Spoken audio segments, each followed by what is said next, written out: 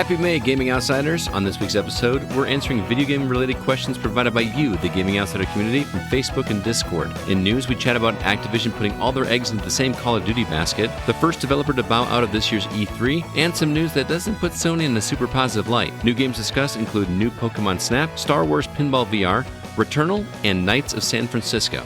This is the Gaming Outsider. Greetings, programs, and welcome to episode 344 of The Gaming Outsider, a video game podcast with a focus on our incredible community.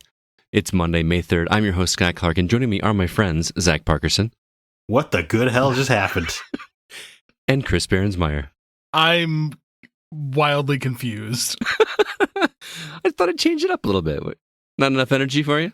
Do a little NPR? Yeah, you know. Yeah, You guys are so weirded out right now. I'm a little unnerved. Could you imagine if we did the whole podcast like that, where we just talk like this the whole time, and it's like, you know, it's just really intimate? I like resting mine on a hot stove. Yeah, I gotta go. Anyway, welcome to the Gaming Outside, everybody. We're here to talk about games, believe it or not. Let's go ahead and kick things off and talk about, first off, our game giveaway for the month of May. We already gave away a gift card back in April, and this month we are giving away a copy of Resident Evil 8 on your platform of choice. So if you have not already, and it's not too late, I don't remember the cutoff, I have to talk to Spencer, but we are, by the time you hear this, the drawing may be up, so hopefully you got your vote in. But check out the website for our Google form, and all you got to do is be a listener of the show, and you'll get some bonus entries if you're a Patreon subscriber, but everybody has a chance to win that. So let's go ahead and kick off with the games that we've been playing this week, at least catching up on. CB, you weren't here last week, so you didn't get to talk about MLB The Show, and you've been a Microsoft guy, Yeah, predominantly, and the show has always been on PlayStation. Was this your first time playing the show?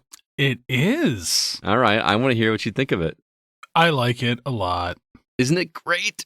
It's really good. I'm still weirded out every time I boot up the game, and it's like Sony Studios. I'm like, well, what is going on? It sounds dirty a little bit, you know? Yeah, it really does.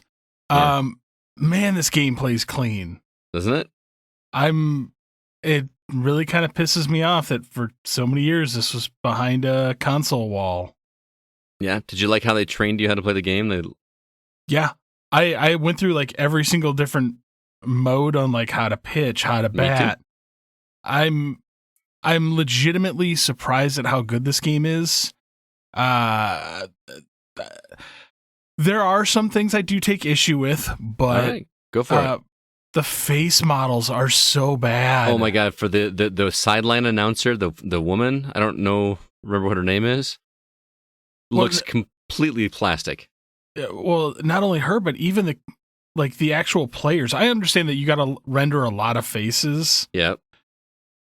But it feels almost last gen. I don't know if I go that far. It doesn't. I don't know, man.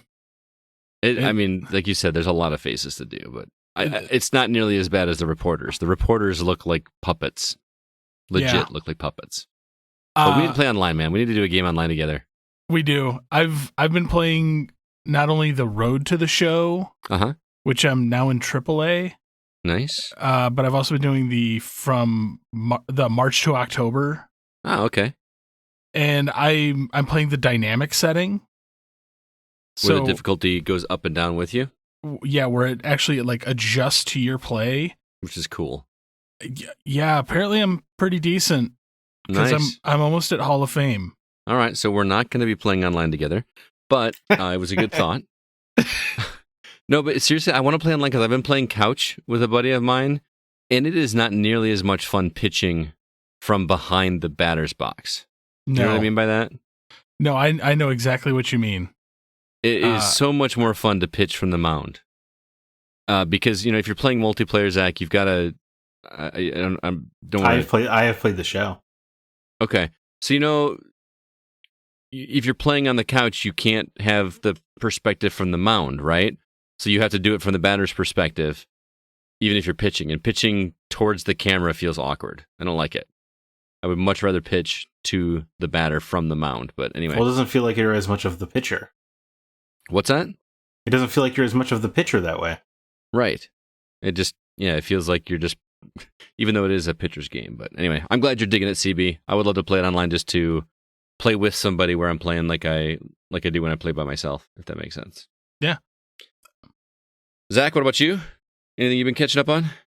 I've been playing Fantasian on Apple Arcade. Oh, yeah. And that game rules. Is it great? Yeah, so it's Mistwalker, who did Blue Dragon, Lost Odyssey, and whatnot. Sakaguchi, the father of Final Fantasy. And it's pretty rad, man. Digging it? Anything specific that you like about it? Well, do you think, I know when you were talking about it, you mentioned that they cater the combat system towards touch controls. I think that's definitely true. Because, it was definitely wary going in because, I associate, I guess, those kind of JRPGs with PS1s and PS2s. So I was almost a little bummed to have to play it on a phone, but it seems like it was catered towards being made on a phone. I agree. Which is cool, and I think the game is absolutely stunning looking, especially the backgrounds. I know that they built real physical dioramas of all the environments and then took 3D 360 camera images of all of it. So the camera moves in ways where it just wouldn't be able to on a PS1 game normally. Right. And it's just a really cool and look that captures your imagination, because you're looking at your virtual characters are walking around on something that is like a photograph, like it's a real thing, but they can move around in the 3D. It's really cool. For $5 a month. Yes, like this game would be $40 probably. Right. Otherwise, it's Apple Arcade is definitely a good deal if you don't mind the touch controls. I know you can sync a PlayStation controller up to it, but Fantasian specifically seems just fine on touch control. I had zero problems with it in that regard. Yeah, like if it was on Switch, I would play it handheld just so I could use some touch controls. Right, exactly. It's good. And then Nier Replicant, of course, to surprising nobody. Yeah. I imagine. How many times have you beat it now? I've seen credits once, okay, which is much like Automata is only about, it's not the full story. I won't say what, but the original game ends and then you go through Route B or New Game Plus, and it adds new scenes and context that kind of shows some things, but this remastered version has even more stuff that was not in the original game, and it's freaking awesome. There was a couple scenes in particular where like my jaw was hitting the floor because it was, it's wild that the story I know so intimately has new stuff to say all of a sudden. Yeah, is pretty great, and so far everything that has been changed, I think, is additive. Nothing's really like jarring or distracting or anything. So I can't believe the ride I'm on as a Nier fan. That's cool, man. I'm still struggling. I cannot say the word. I'm still working my way through it. I've not hit the halfway point from what everybody keeps telling me. This halfway point that you'll know when it is, but I just got to a mission where I found a husband and wife quarreling, or like he thought she was missing. Oh yeah, the red bag. You know what I'm talking about? Entirely new to this version, by the way. Oh really? Okay. So I just finished that, and I have to get them to help me do some canal thing or something. So that's where I'm at. Yeah, that. Right after that, pretty much is when you're gonna get batted into the second half. Oh really? Okay. So I'm not too far behind then. Yeah. Cool. I'm enjoying it. It's just a matter of finding the time to play it. I'm devastated. Resident Evil Village is coming up because I know you're gonna probably play that. Yeah, it really sucks because I really do want to finish it. It's supposed to only be like 10, 12 hours, so you could probably just knock that out of the weekend and get back to Nier. There we go. That'd be nice. Can do that. We have to do a spoiler cast. I have to do a spoiler cast with somebody. Gosh darn it! I know. I will. I know Sean Fuller finished it. And it was the first time he played it. So we've been messaging back and forth a little bit. Oh, have you? Okay. Yeah. He messaged me as well too. So. I got to tell you, it feels freaking cool. I'm getting messages from people that normally don't talk to me. Some people who haven't never talked to me before are asking me about Nier, talking to me about Nier. I feel like I'm the Nier guy. Well, you kind of are. Yeah. Not kind of. He is the Nier guy. Well, it feels awesome. I'm not gonna lie. It feels really good to be the Nier guy. It is making me want to reconsider going through Automata again, just to see what everybody's missing, but I would have to start over. I'm not going to pick up where I left off because I don't remember how to play. But I think that one has a little bit of a slower burn to see what makes it interesting. Okay. I mean, well, I'm around the corner. Which is funny because everyone says that Replicant is a slow burn because it's a slow start. Right. But I feel like you're invested quicker than you are in Automata. I agree. I didn't feel invested at all at the beginning of Automata. Yeah. I felt in it to win it with the. I was obviously invested because Yoko Taro was involved, but I do distinctly remember Automata took a while to get to what made it the 10 out of 10 game it was. I mean, I saw the robots scene banging. Yeah, that's just the base layer of the cake there, my friend. I know everyone, and kudos to everybody that knows I haven't gotten that far and nobody's spoiled it for me. Nobody has, so good.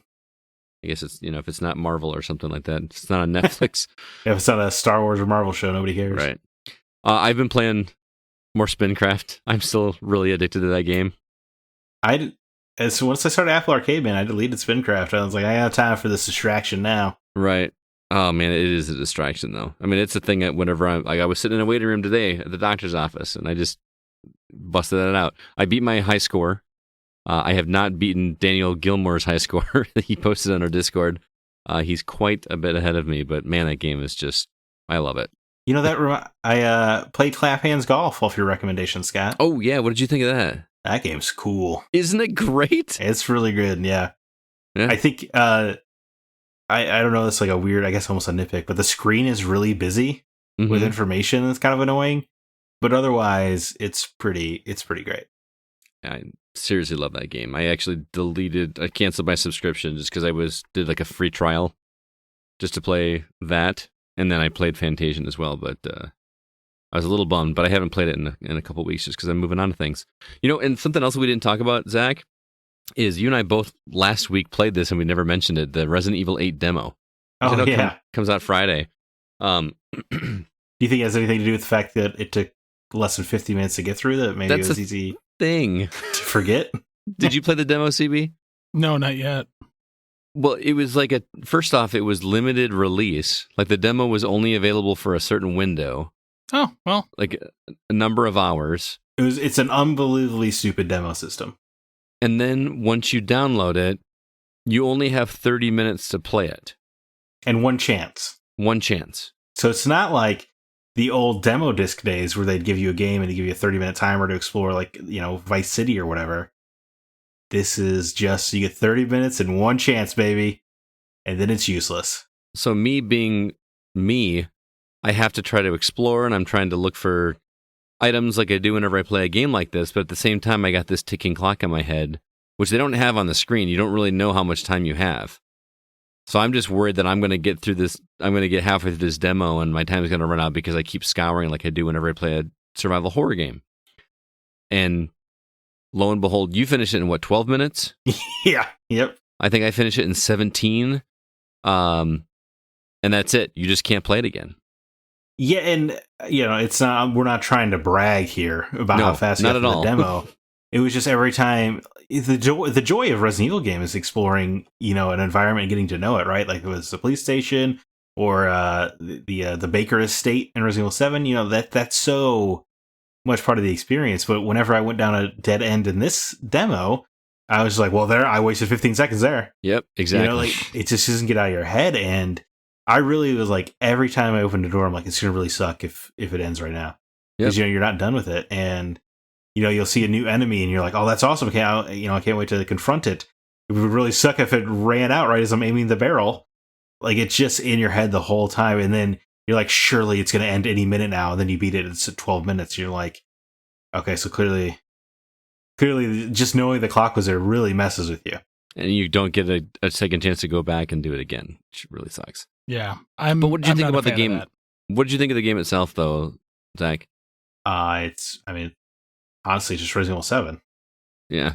I was, I'm sure, because they did say that this game was originally next-gen only, and they ported it down to PS4 and Series X, or Xbox One, which is which is the reverse that it has been going on. Mm-hmm. So that's interesting. So maybe on those next gens it'll be something special. But here playing on the PS4 Pro, it sure did play a lot like Resident Evil 7, which is fine because Resident Evil 7 was amazing. It was good. I just feel like if it didn't have the Resident Evil name on it, I wouldn't be pre-ordering it. You know what I mean? True. Yeah. Which is funny because it's so disconnected from Resident Evil. Right. I know Chris Redfield's on the box or whatever, and he's supposed to be the villain. Oh no, what's going on with Chris? It'd be a real shocker if he turned out to actually be a good guy the whole time. Right. What a twist that would be. But you're right. It doesn't really feel like Resident Evil. I think I would still. Yeah, actually, I guess I'm with you, man. If this game was just called The Village, I'd probably be like, I'll get to it eventually. Yeah. I feel like the zombie characters or whatever they were too took a lot more bullets than it did in 7. Yeah, I wonder if that's part of the demo. I hope so, because man. Like, are you talking about the little monsters in the prison cell, or are you talking about the sister? In the prison cell. Well, the sister was you couldn't kill the sister. It was just to make her stop following you. Stun her or whatever. Yeah. But I didn't really want to stun her because I kind of wanted her to. I was like, Bite oh no, neck. Don't get me. Oh no. And we did see a shot of, I can't pronounce the name, the Lady the Dimitrescu, 9'6" woman, whatever. The one who is. I'll give you guys a little. In the world I travel, people have gotten a hold of her Steam asset, so they can put her in Steam Movie Maker already. Oh no! So you can see where that's gonna go. No one's made a nude model yet, but we know that's the first thing you're going to do. Oh yeah. I think the first movie somebody made was her dunking a basketball without having to jump or anything. That makes sense. Which is pretty funny. But we all know where that road ends. Yeah, especially if you have a 9'6" woman and a 6' guy. It's gonna be nice. I mean, it's gonna be weird, is what I meant to say. Yeah. That's what we've been catching up on. We got some new games that we'll chat about in just a little bit, but let's go ahead in the meantime and jump into the week's news.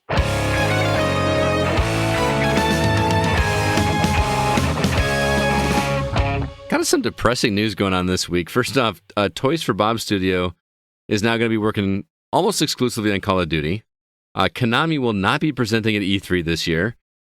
We did get to see Sony's State of Play live stream, which I guess was some good news. And then lastly, plenty of details spinning out of the Apple versus Epic court case. Man, not very much good things in the industry this week, but interesting nonetheless. CB, where would you like to start? Well, I'm going to talk about one that personally kind of hits me a little harder than others. The Toys for Bob Studio. Which I honestly did not know this company's name was Toys for Bob until you shared the story with me. Yeah. So Toys for Bob, were behind the reboots of Spyro, Crash, and if I remember correctly, they did all the Skylander games. Oh, okay. They did, yes, absolutely they did. Yeah, which definitely started like the Spyro reboot because it was all based in that universe. They have been called upon to be a support studio for Call of Duty. So right. Yeah, which now makes every single studio under the Activision banner working on Call of Duty. Every single one. Well, I did not know that. Yeah. That's devastating. Well, the article said effectively every studio. Yeah. So but I mean, that's if I were an Activision shareholder, I would be devastated by this news because once the Call of Duty coffers run out or interest wanes for even a specific title, you've got no backups. Mm-hmm. Yeah. Let's say you make another Ghosts. Right. And people do not jump in. Well, that's the thing is, it's a mistake that can't happen with that many people working on said game, right? Yeah, it could. I mean, if Toys for Bob is only making like the trees in the background. Yeah, I would say too many cooks in the kitchen leads to, spoils the broth, right? Mm-hmm. That's a lot of people on hand, but hopefully, was gonna say like maybe Raven's doing a Call of Duty, but I kind of don't. I love Raven; they've made great games, but I don't care about their Call of Duty. I want them to make another Singularity. Thank you. What sucks about Toys for Bob is they did the Spyro Reignited trilogy, they did Crash 4. These are 2 hit games. Now I do think Crash could have been a bigger hit if it wasn't $60. I think for sure. Yeah. But I do know it recharted when it got ported to PS5 and Series X, so it is definitely a hit. And their reward is go be the Call of Duty errand boy. Yeah. It just sucks, man. It seems like what do companies like this have to do? They have to make Call of Duty numbers in order to be able to keep doing what they're doing? I mean, I'm reading, we were sent for review Jason Schreier's new book, Press Reset, which is a book all about studios that made a hit and then got shut down anyway. Mm-hmm. And I don't know how you win in this market. Like, Toys for Bob did everything right. Could you imagine you do everything right? You turn out the Spyro Reignited trilogy and it sells gangbusters. Mm-hmm. And your reward is to go make a shooter map? Your studio's not even set up for that. You've been making platformers since 2011 with Skylanders. You're not designed to make first-person shooter maps, and now all of a sudden that's your job? Right. I would be infuriated. Or, or in the book, they talk about Visceral, and they went from making the Dead Space trilogy, which were all profitable. All 3 games are profitable. Right. But it wasn't EA profitable. Right? It was, you made $10 million on Dead Space 1, you made $50 million on Dead Space 2, and then you made like $60 million on Dead Space 3. Oh, well, you had to at least get to $150 million. I mean, come on. You're supposed to get your numbers up every time. It's not enough to be profitable. You have to be more profitable than you were last time. At least at EA, I imagine Activision's probably not far off. And their reward was to go make a Battlefield game, a first-person shooter, even though they were a third-person studio. And then after that, they were put on Star Wars. So then they had to go back to being a third-person studio. Could you imagine the kind of burnout that is on your staff and the kind of turnover you're having? I can't imagine. Right. Well, and basically starting over and over again. Yeah. Every game? That's insane. Well, this is kind of sad for me because not only that, these guys just came off of Crash 4, which they marketed the hell out of that game. Mm-hmm. But my older son loved the Skylanders game, like bought in for all of them, like bought a bunch of them. Those things sold like gangbusters as well. I actually looked back into this. So Toys for Bob has been around since 1990. Oh, wow. Their first 3 games were 3DO games. Wow, I'm sorry. But they've been making kids games for the last 20 years. I mean, the studio name is Toys for Bob. Mm-hmm. Yeah. But it's all like Disney and like all these games. And now they're like, oh, cool. Realistic, like shooter, go. And what a waste of talent, because they invented the Toys to Life thing. Mm-hmm. So you got smart people over there, and this is how you're going to use them. It's outrageous. Like, how I don't understand how this way of making games does not seem sustainable. I mean, how interested have people been in Call of Duty since the beginning? It's literally the hottest thing outside of maybe Fortnite and sports games. Right. Well, yeah. FIFA. Yes, you're correct. But do we want an industry of just Call of Duty, Assassin's Creed? They do. It's easier just to do the one product and pump everything into that. They don't care about variety. A publisher like Activision. Yeah. Let's all stop buying. I mean, when's the last time any of us? Well, I can't speak. CB bought Call of Duty, so yeah, I played through the campaign and that was it.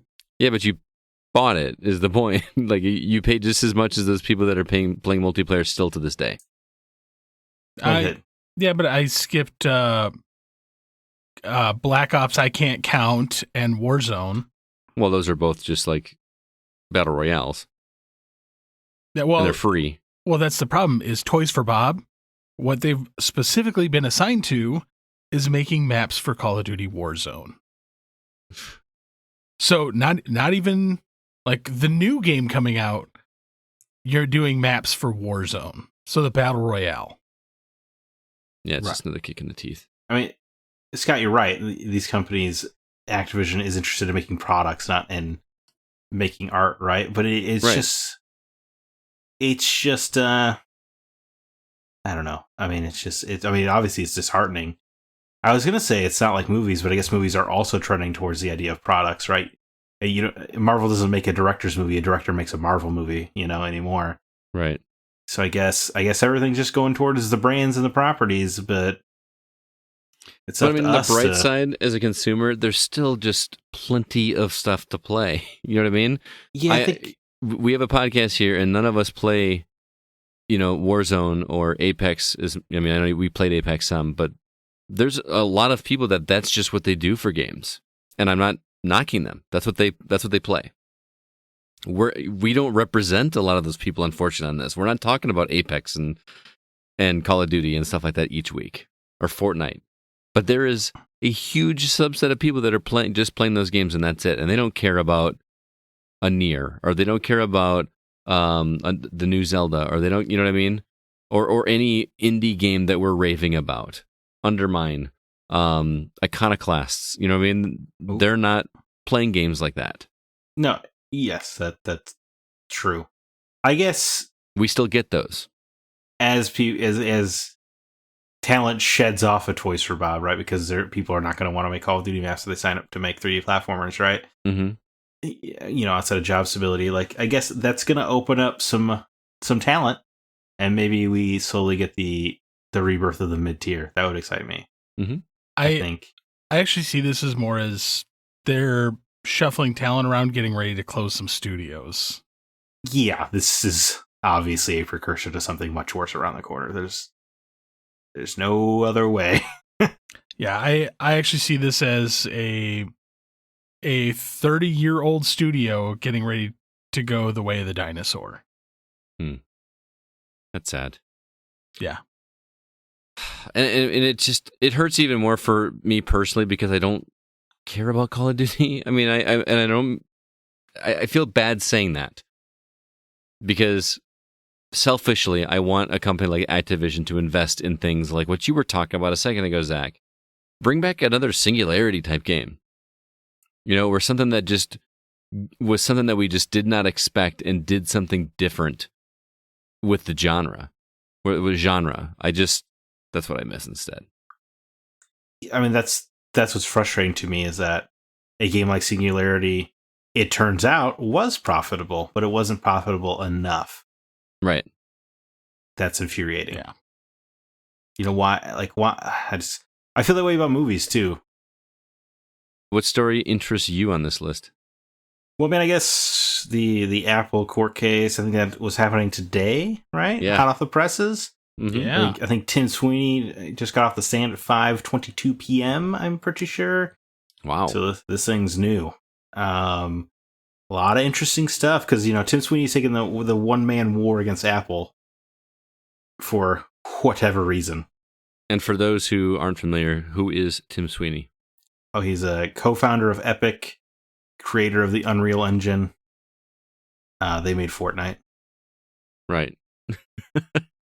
Which is funny because they were part of the court case where they, ask dumb lawyer questions. Like one of them was like, "Have you ever heard of the Unreal Engine, sir?" And he's like, "Well, yeah, I made it." Right. Like if put in a lineup, could you point out the PlayStation 5? Yeah, yes. Like lawyers are so dumb. But anyway, or I'm sure there's a great legal reason for why you have to do that, but it's dumb either way. But basically, we found out a few different things of interest. Mm-hmm. Top of the list is not looking good for PlayStation, which is I'm starting to. Anybody listening, I love my PlayStation to death. I'm trophy hunting in Nier right now. I love PlayStation, the experience, but the company is just dirtbag move left and right lately. Mm-hmm. And the latest thing we found out is that for them to concede on crossplay, Epic had to pony up some money. And not a small chunk of change either. which is disgusting when you're looking at Microsoft and Nintendo, who are just like, yes, let's let people play together. But it also because you remember why Sony said they were going to do crossplay was for the safety and security of the children on their platform. Yeah. So it turns out the safety and security extends about as far as the $. Pretty much. Yeah. I read this article and I felt dirty. Was there something in there about because I only read it before we started recording, where Epic like basically agreed to make Sony look like, quote, the hero or something like that? Yeah. By making this happen, then we'll make Sony look good, like it was their idea or something. Yeah, that was part of the concession. So that was coming from Sony? That was what Sony was requesting? No. Epic wrote it up in an email, sent it to Sony saying, you know what? We'll fall on the sword. As long as you guys let crossplay happen, we'll pay you money and we'll make you guys look like the good guy, like we conceded to what you, like, whatever you needed. And they still said no. Yeah. It wasn't until Fortnite started making billions of dollars that they're like, okay, I guess we got to let this happen. Which also we found out they made over $9 billion in the first 2 years of Fortnite. Yeah. Sony did. No, Epic did. Oh, okay. That's an astronomical amount of money. $9 billion. That's 9 Marvel movies. Off of a free game. Yeah, that's the kicker. A free game that is in no way a technical darling. And how is Epic not profitable? The Epic Game Store is not profitable. Oh, the Game Store is not profitable. Okay. Right. That doesn't make any sense.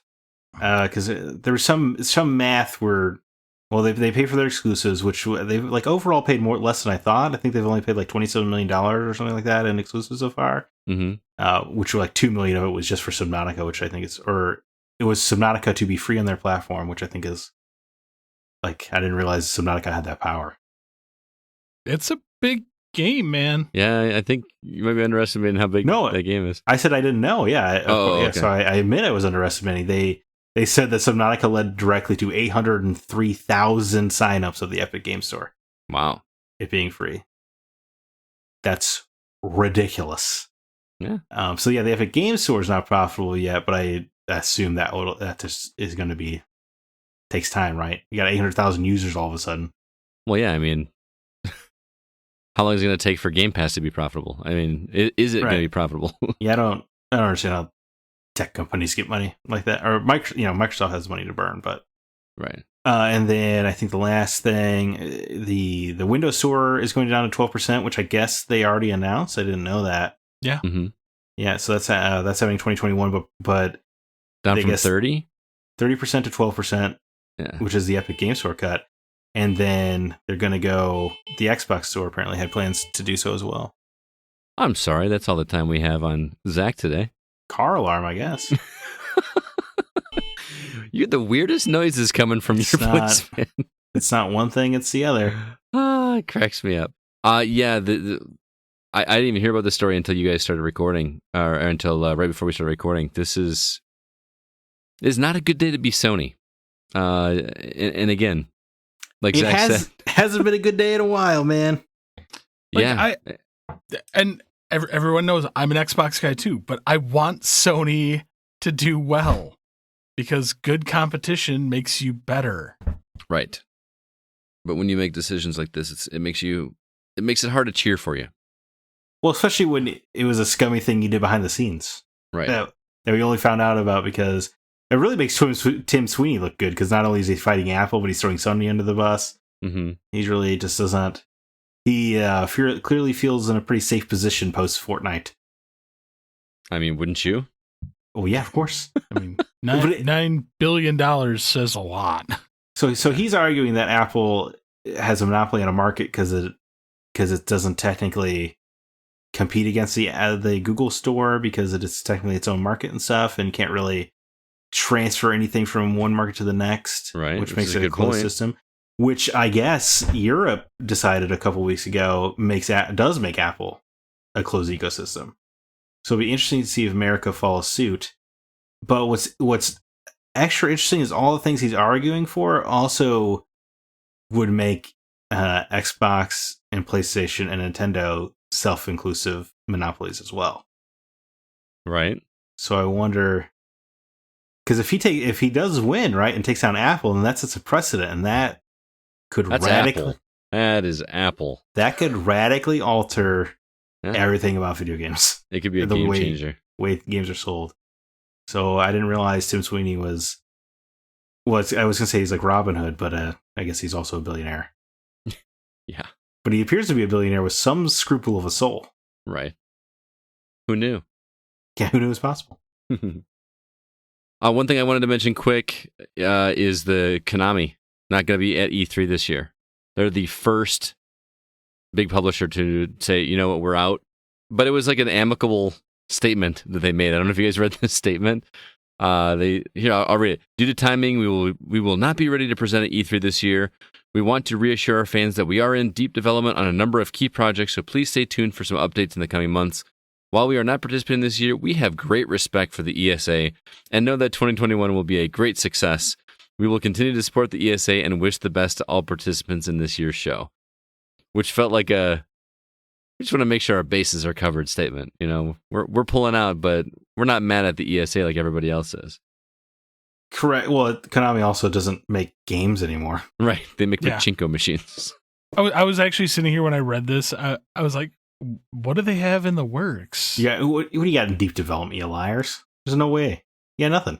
A new Contra game. Do they even own that anymore?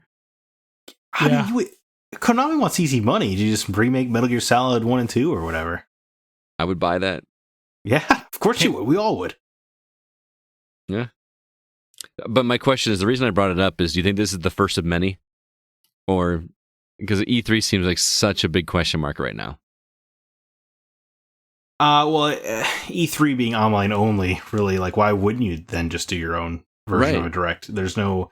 I mean, I love E3, and I think condensing all the news makes all of the news more exciting. It is a real high tide raising all boats scenario, in my opinion. Mm-hmm.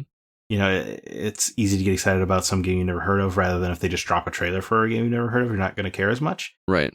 But it being online, I don't really understand what the incentive is for an Activision or a, people of that size, like 2K. What does 2K care now? They're going to have their own internal thing they can put something together. Yeah. As long as it's released during E3 week, it's going to be all over every press site. It's going to get eyes. But I don't know if it's worth pulling out for some people, because maybe you keep the relationship going for when E3 returns in a physical way. Mm-hmm. And puts you in a better light. Konami, it doesn't matter what Konami does. They affect the games industry in absolutely no way. They're about as relevant as the 3DO. Which is crazy because they were so big at one point. Now they're going to have a soccer game. That's what it's going to be. It's going to be another... just PES 2022. Yep, exactly. All right, well, let's go ahead and move on. Just want to remind everybody that we do have a Patreon site available for you. If you'd like to help us out, contribute to the show, help us keep the lights on over here, and also get some bonus content. We are offering our $3 tier at least one bonus episode each month, and our $5 tier at least 2 bonus episodes as well. We've actually got some bonus episodes on top of the bonus episodes for the month of April as well as the month of May, which are what, CB? Well, our Days Gone developer discussion, which we talked about some strange comments. Mm-hmm. Our Mortal Kombat 2021 spoiler cast. I'm kind of sad I missed out on that. Zack and I sat down and talked about that movie, and my opinion of that movie changed halfway through that discussion, I feel like, which is kind of funny.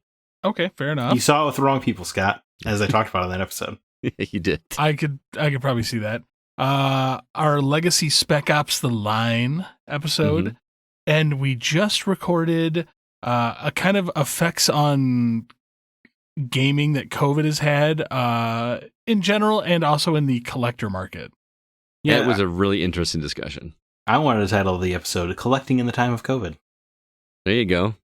And Zack took a quick look at his collection and realized that he was sitting on a small fortune. I had no idea it was at a gold mine.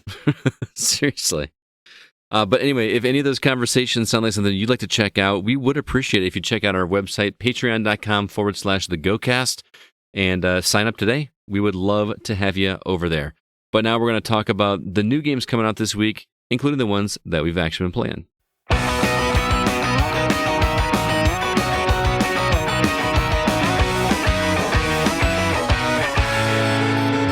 All right, Zach. I know Resident Evil's coming. Anything else? I mean, it's going to be hard for anything to matter as much. No offense to other games. But we got Sayori the Beginning coming to PS4 May 4th. That is, you play a little guy. It almost looks Zelda-ish, but you're playing as a weird animal creature. All right. The Colony. Oh, you mean Tunic? Why you gotta hurt CB? I've had multiple people actually send me this week the fact that it's on PC now. Tunic? The demo is. The demo is on the Steam. It's only on Steam though. Like, did you have a PC? Go play it. I'm probably going to. There you go. I'm gonna wait for the full release. So am I. And I can't wait to play it in 2024. The Colonist comes to PS4, Xbox, Switch, and PC on May 4th. That looks like a little like an RTS resource gathering game. It looks very peaceful. Yeah, Sean is reviewing that for us. Oh, really? Mm-hmm. All right, good. And then we have FMV game Dark Knights with Poe and Monroe coming to PS4 and Xbox One May 4th. And Alyssa is reviewing that for us. That one, yeah. That's, I did not realize it is set in the same universe as the Dr. Decker game. Oh, I didn't know that. Now I kind of have to play it. Dr. Decker gets a name drop in Dark Knights with Poe and Monroe's trailer. Which is interesting. Maybe I'm like, well, now I got to hop into this game, see what all this universe building fuss is about. Skate City leaves Apple Arcade exclusivity, comes to PS5, PS4, Series X, and Xbox One, Switch, and PC, all on May 6th. That is consistently on the list of top downloaded games when you go to Apple Arcade. It looks like a skate runner game. Yeah, it's like a 2D skateboarding game, which reminds me a little bit of Ollie Ollie. Mm-hmm. Remember those games on Vita? It looks cool, but it's much cheaper just the Apple Arcade version. Probably. Then, the big one, Resident Evil Village, coming to PS5, PS4, Xbox Series X and S, Xbox One, and PC May 7th. I have a sneaking suspicion we'll all be playing that game. Hey, yes, we will. All three of us. Yep, I got it. Wasn't it originally supposed to come out on Stadia as well? Is that right? Yeah. I thought I remember it was supposed to. Yeah. Maybe, like, for real, didn't we talk about that? Yeah, and I don't think it's getting released on Stadia anymore. It's certainly not on release day, I don't think. But then, this is bizarre because it's coming out on a Monday, but Hood, Outlaws, and Legends coming to PS5, PS4, Series X and S, Xbox One, and PC May 10th. That is that cool looking Robin Hood game that the only shame of it is that it is multiplayer. Yeah. Because it looks like that trailer looks so awesome, and I was like, I'm ready for a Robin Hood game with like that kind of gritty take on it, and then it's a freaking multiplayer game, and just sucked all interest out of it entirely. I felt the exact same way. I had my finger over the pre-order trigger on it, and then I saw that, and I'm like, nope, never mind. It's such a cool concept, and it looks great, but I'm just not. It's going to be a hard sell, I think, for many years to sell people on a full price multiplayer only game in general. Especially when there are so many free ones out there. That's why. It's hard to say come pay $60 for our game when you're surrounded by free options. Mm-hmm. But it's also harder when there's no campaign. I might have picked it up for that campaign. I hear you. But I think so we're all going to play Resident Evil Village, I imagine. Yes, CB will have it beaten by Saturday morning. I'm sure. Yeah. I'm getting sick and tired of these Friday releases because I always work the weekends and I always work the long extra hours on the weekends. So it sucks, but I'm looking forward to Resident Evil Village. I know we've talked about how we wouldn't play it probably if it didn't have Resident Evil in the title, but it does have Resident Evil in the title. I almost want to go watch a YouTube video of the ending of Resident Evil 7 just to remember, because it's been a minute. It was pretty crazy. It was really crazy. Had a fun. I was going to say it had a great cameo, but I guess the cameo is all over the box art of Resident Evil 8. Right. But what are you going to do?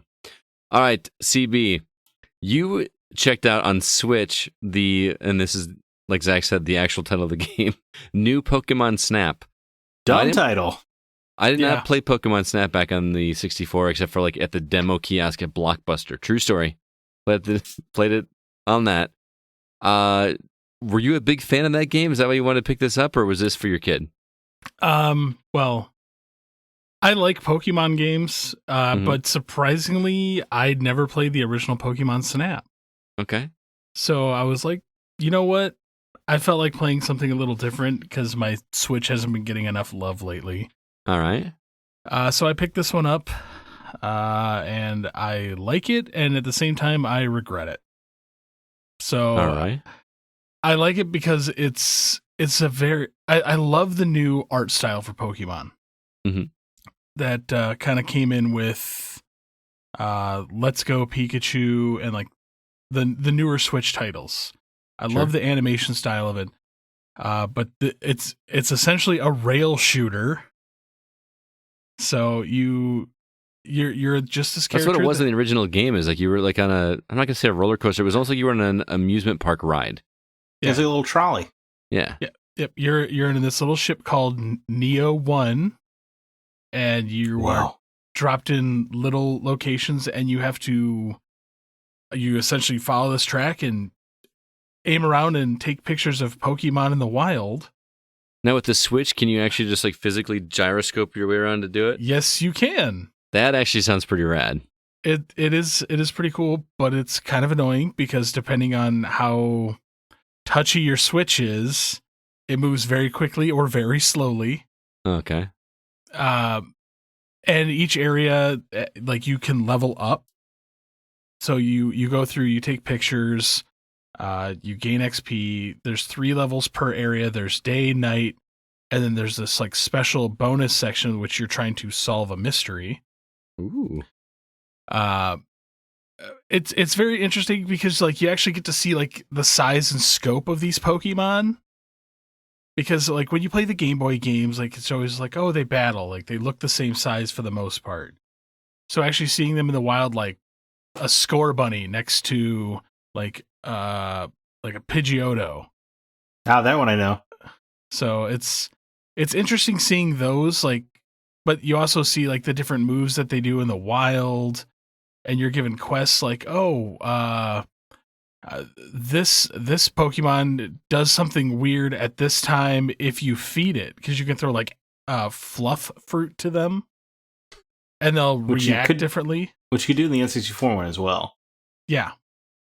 It was fun to just whack a Poliwhirl in the face with the fluff fruit. Yeah. I've kind of beamed a couple of them like a hoot, like a hoot in a tree and watch it fall. Yeah, I was gonna say, I don't know if they react, but it was really funny in the original game that they would react to when you whack them with a fruit.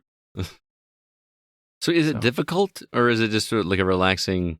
It's relaxing, but depending on like if you're trying to complete all the missions, like sometimes you'll be facing one way and it's like, oh, the thing's happening right behind me, so you have to like turn really quickly. Sounds like this needs to be in the quest. It honestly would be amazing on a quest. Yeah. But my biggest problem with it is it's not a very long game. And $60 is pretty expensive for a short game. How short are you talking? I'm already on the final level. That doesn't help me out. Yeah, it doesn't help with CB. Okay, so about 20 hours then? Not even. Nah, it would. If you knew where everything is going on in this game, you could probably complete the whole game in under 6 hours. Yeah, I was gonna say the N64 game was like 4 hours long. Yeah, and $50. Yeah, it's not a long game.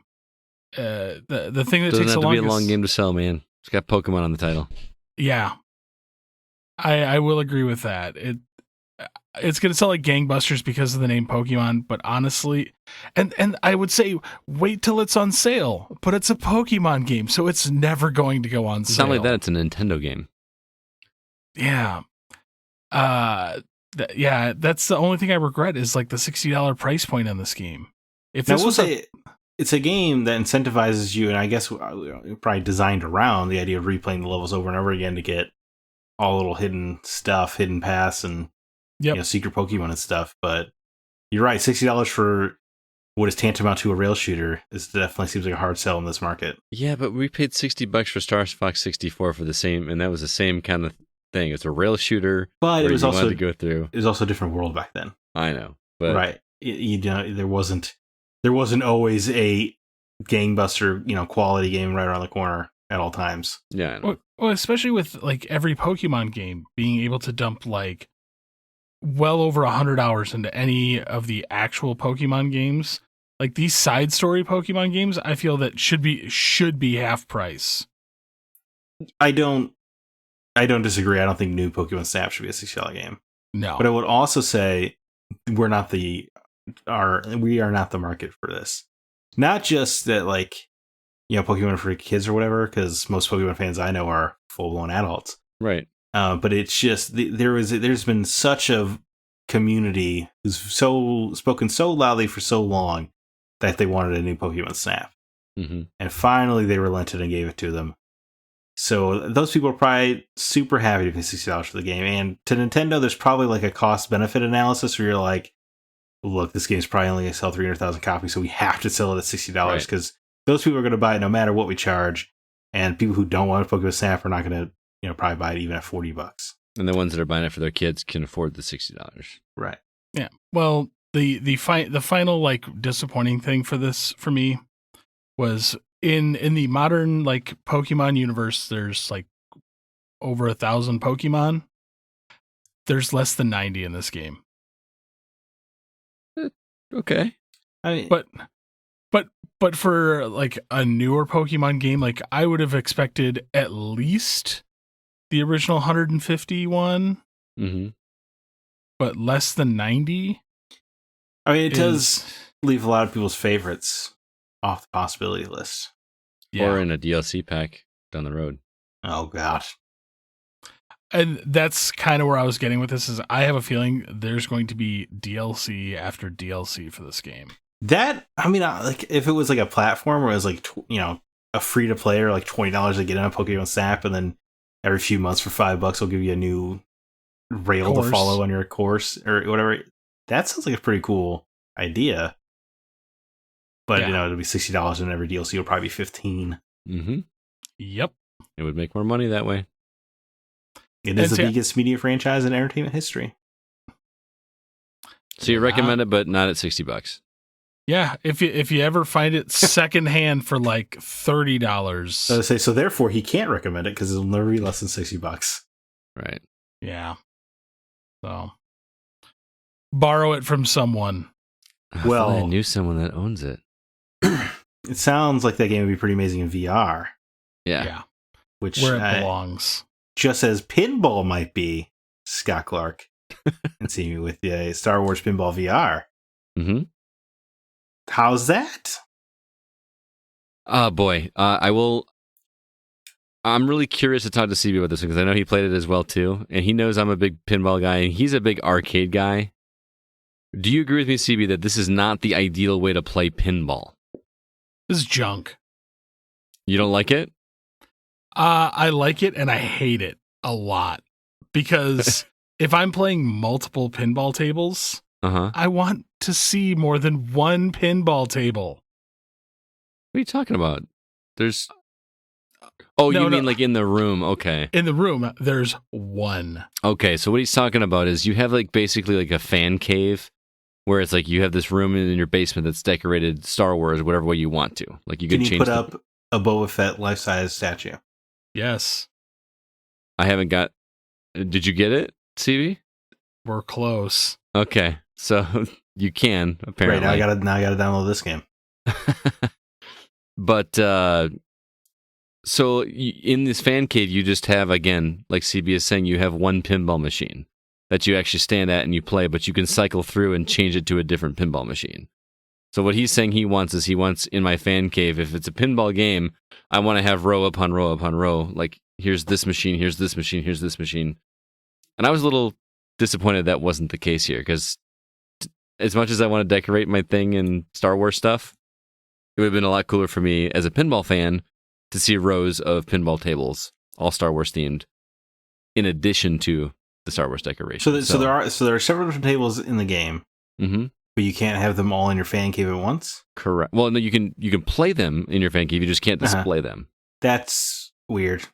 Yeah, I didn't really think about it bothering me until CB just mentioned it. But I mean, I don't think it's a good reason to call a game jank or anything, but it's a weird oversight. So I like when they do these VR rooms, because I like having the ability to move things around and place them where I want them and design it myself. Mm-hmm. The location of the pinball table in the room is also very awkward. Yeah. It's like right in front of the bar. It's like in front of the bar in the center of the room. Yeah. It's like the room was built around this VR table. That's true. By the way, did you switch the controls to not teleport, but like actual full movement or whatever? Yeah. Did you get a little head rush doing that? Man, I felt... Well, you've been playing Swarm for the past... This guy lives in VR. Yeah. I love VR. Anyway, something we're crapping on the game. The tables work fine. They just look so much fuzzier than what I'm used to seeing them on, like on Xbox, where I play them. Yeah, it is a little jarring because I keep playing the Star Wars Rebels table, which I'm very familiar with because I've been playing it on Pinball FX3. Right. Good show. And the movement on this table is awkward. Because every now and then you have the characters that move in the background on the table. Mm-hmm. And when they move, they kind of blur a little. Right. Which is... Well, here's my favorite part of what they've done new is with some of these pinball tables, there's always like a little mini game peppered in there somewhere where like I was playing the new Mandalorian table, which is awesome, by the way. That table's great. I've played it too. At one point, the Mandalorian kind of sits down in front of the flippers, and instead of hitting the flippers or hitting the ball with the flippers, you're hitting the ball with Mando's flamethrower. And so the camera switches from like where you're standing above the table and actually goes into the table, and now you're looking over Mando's shoulder across the table, like from this new perspective. That's pretty cool. Obviously, you can't do that in the regular on a television version of the game, but that's pretty cool. You can actually put a camera on the ball as it goes around the table, so you can that's just cool. It's a novelty. You're not going to play a game like that, obviously, but it's still kind of cool. What I did find one thing very, very distracting with this: the like creatures that walk around next to the tables next to you. Have you played the Rogue One table? No.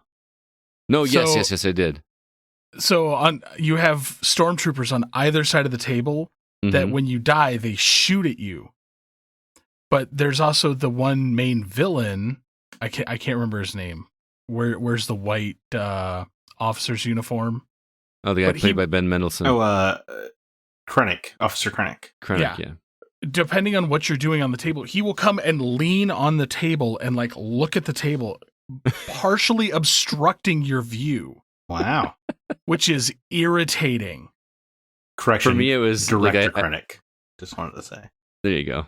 But For me, it was like I would see like something off of my peripheral, like off to the side of the table.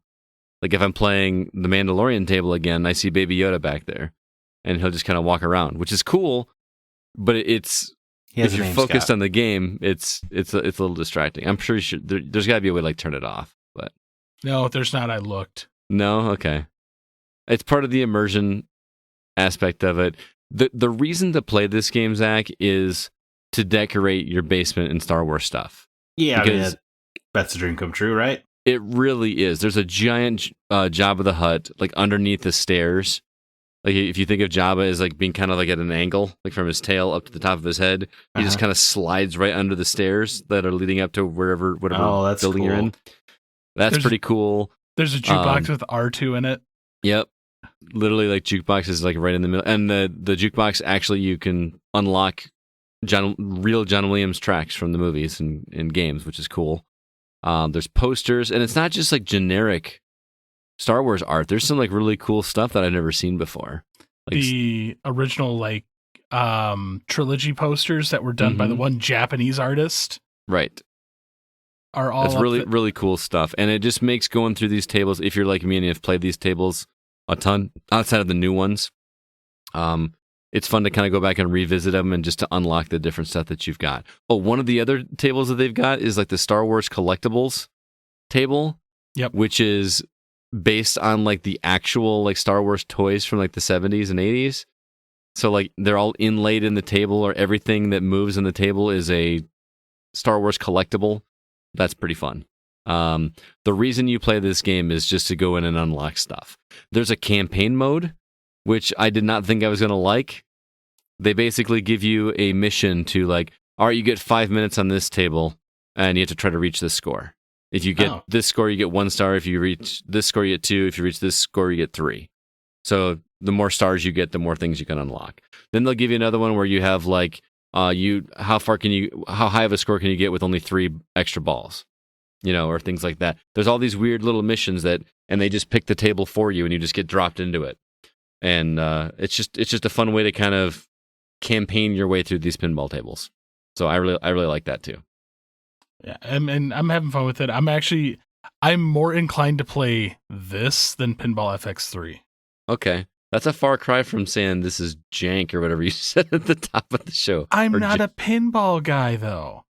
But I'm having more fun doing the non-pinball stuff in this than the pinball stuff. I get it. And I will agree that this is not the ideal way to play pinball.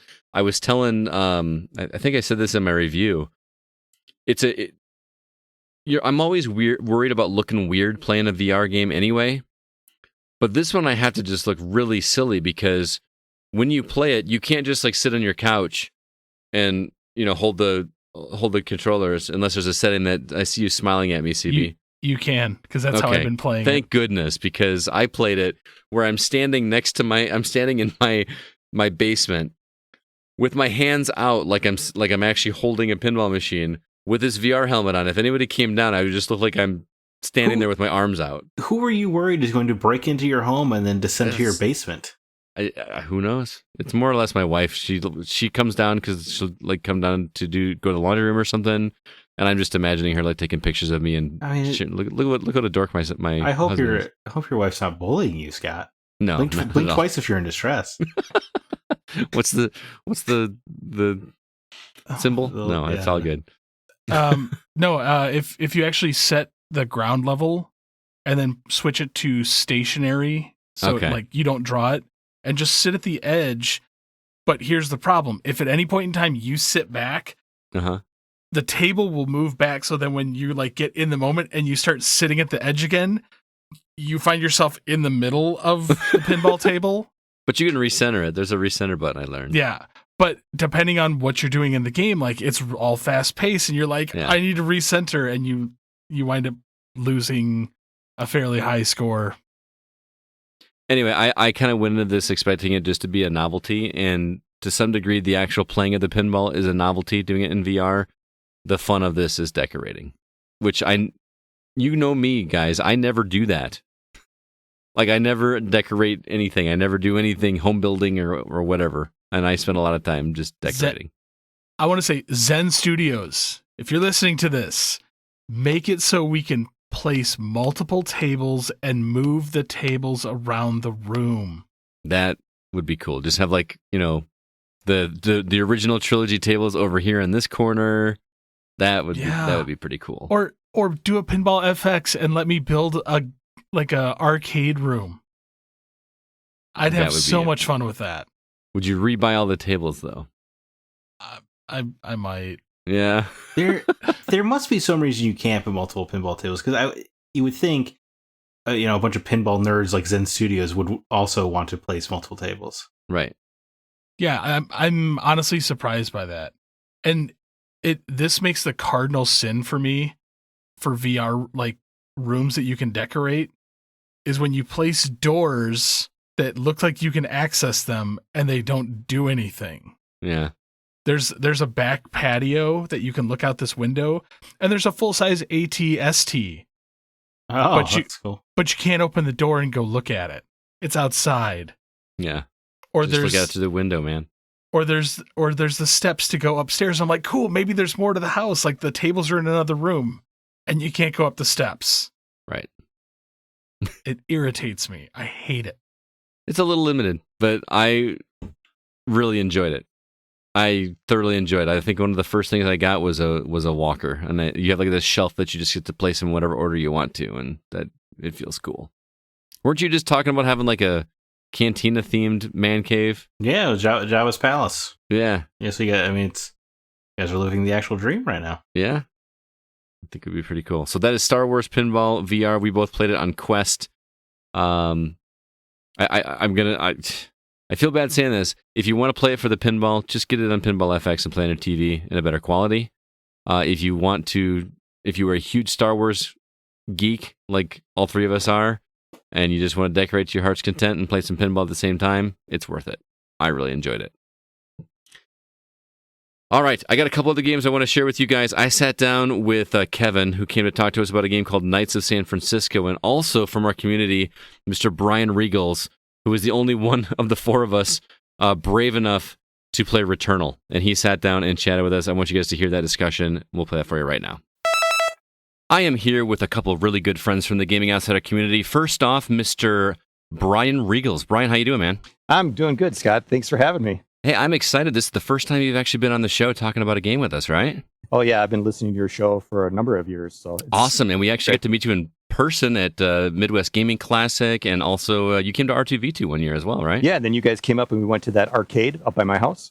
And I got to give you credit, man, because you treated us. You actually paid for our admission to that arcade, which was super nice of you to do. That was a lot of fun that night. It was a lot of fun. Also joining us, it's not his first time. He's a seasoned pro by this point, but Mr. Kevin Honigford. How you doing, man?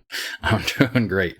How you doing? I'm doing all right. Well, let's jump right into it. And I know people are eagerly anticipating hearing talking about this game, Returnal, which, Brian, I'm going to be perfectly honest with you. I was so hesitant to drop the $70 for this game because I heard that this game is brutally difficult. Now, you are the Souls guy in our community. I swear you beat more games than Chris Behrensmeyer does, which I don't know how you do that. You like every day you're rolling credits on something else, some ridiculously difficult game. So, first and foremost, is Returnal as hard as everybody says it is? To be honest with you, it's the hardest game I've ever played. My goodness. I think I'm glad I didn't pick it up then. But you know what? when I was playing this, my son, he's a big gamer too. He was watching. He goes, "Dad, this game looks so impossible." I'm like, yeah. Don't talk to me right now. So I was focused. But then, I started to look at the game because it's a roguelike, which I know you like, Scott. Right. And I'm like, you know what? I got to look at this game differently because the whole point of the game is you're going to die a lot.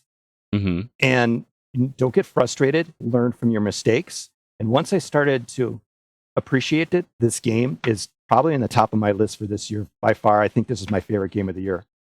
That's pretty high praise. Can you tell me what makes it so difficult? Because I know it's not the same type of game as a Souls game, but you love those games. You've beaten like every one that I've seen you put in your tray, and you're saying that this is harder than that. What makes Returnal so difficult? Well, what's interesting is like on the Souls game or Bloodborne, you always you had difficult enemies to get to, but you could always get to like a checkpoint. They call it like a campfire. Right. You could save. In this game, what's interesting is there is no saves at all. And when you start the game, what's interesting, what it says is when you die or close Returnal, you'll always be returned to the starting crash site. All non-permanent progression, meaning all your weapons, health potions, keys will be lost. The game starts over each time. Right.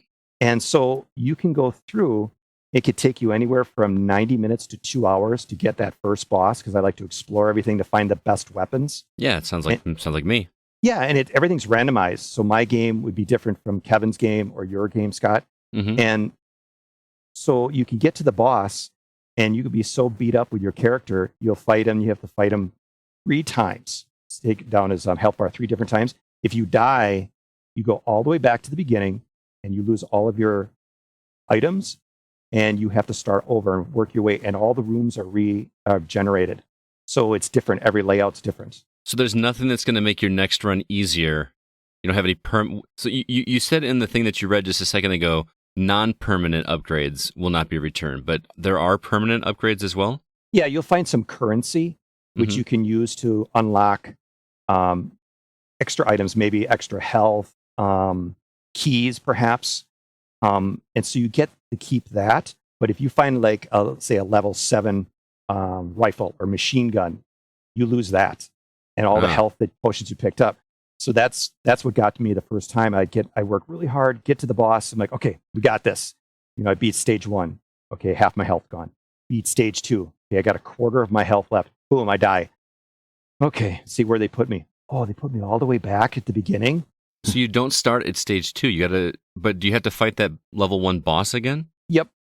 You have to go all the way through. If you do successfully beat the first boss, you don't have to fight him again. Oh, okay. Yeah, so then but the thing is, when you're in the second area, the first area looks like Prometheus. It's an alien planet. And when you get through there, you get to a new planet, which is like a desert planet. It looks like Mars. It's all red. The sand is red. But you still have to go through the Prometheus area. So you can book through it as fast as you can. But the drawback is you get a level 1 pistol. So it doesn't make sense to run through it, because then you get to the next level, which is more difficult, and you have a level 1 pistol. So it behooves you to go do the exploration and find the upgrades along the way. Exactly. Which can be tedious for some people, I assume. Yeah, because it's all randomized. So where I found this really high-end rifle, I ran to that area, and I found another pistol. I'm like, oh, okay. But then again, you gotta appreciate the game, because it just makes it challenging, and that's what I told myself. I'm like, okay, little soul searching here. This is going to be a different game. I got to get Souls out of my head. I got to get Bloodborne out of my head. And then once I did that, I just appreciated the game for what it is. And then you have to be methodical when you play, just nice and slow. Take it easy. Take the bosses one at a time, and the enemies. You have a lot of enemies you have to fight. It's kind of like a Bulletstorm type of game. Right. Yeah, it looks like just tons of like bullet hell shmup in third person. Yeah. This is what it looks like. And it's different enemies too. So I get used to a couple of enemies. I die and I come back. I'm like, all right, I know how to deal with these. I'm like, oh, it's all different enemies now. Right. So I got to learn how to fight them. So, constantly keeps you on your toes. Yeah. So I want to go back. I know we talked about the difficulty, but you've also said at the top of this review that this is your favorite game of the year up to this point. What makes Returnal so special that our listeners should check it out? First off, if you have a PS5, it's a no-brainer. The graphics are not quite next gen, but it's a pretty beautiful game. It's so smooth. The controls are very, very tight. It uses the haptic trigger feedback. So if you squeeze it partially, your main gun works like a machine gun. Your machine gun, if you squeeze it all the way, it uses an alternate fire, which can be like a rocket or a grenade or something like that. Okay. Those have a charge up time. So if you shoot a couple of grenades, you can't just keep doing that. You got to wait for it to recharge. But you can keep squeezing it partially, and it'll do machine gun constantly. The gun will overheat, so you kind of have to keep track of that. Right. And if you overheat, nothing happens. You got to kind of run around a lot to let your gun cool off. They have like a mini game in there, kind of like in Gears of War. When you want to reload? Yeah, active reload. That's exactly what it has. So once you get good at that, it's not too bad. You kind of get accustomed to it, because you die so much. You restart so many times. You do get better. I notice each run, I get a little farther. I just feel like my coordination's getting better. Even my son noticed. He goes, "Dad, you look so much better at this. You look like a pro at this." I'm like, well, you're running for your life, because there's stuff shooting at you, and it gets down to reflexes. And I've never played a game like this. And Kevin, Scott, and all the listeners, you got to try this game out. I know a few people said, this is way too hard. But yeah, it's difficult, but appreciate the game. And I think you would be rewarded, because the new controller on the PS5, it really uses it. Even the controller will vibrate if it's raining. You can feel the raindrops in your hand. Oh, that's cool. Oh, wow. Yeah, it's very cool. And when it's windy and the red planet, you can feel the wind. I swear I can feel it go from left to right in my hands. Huh.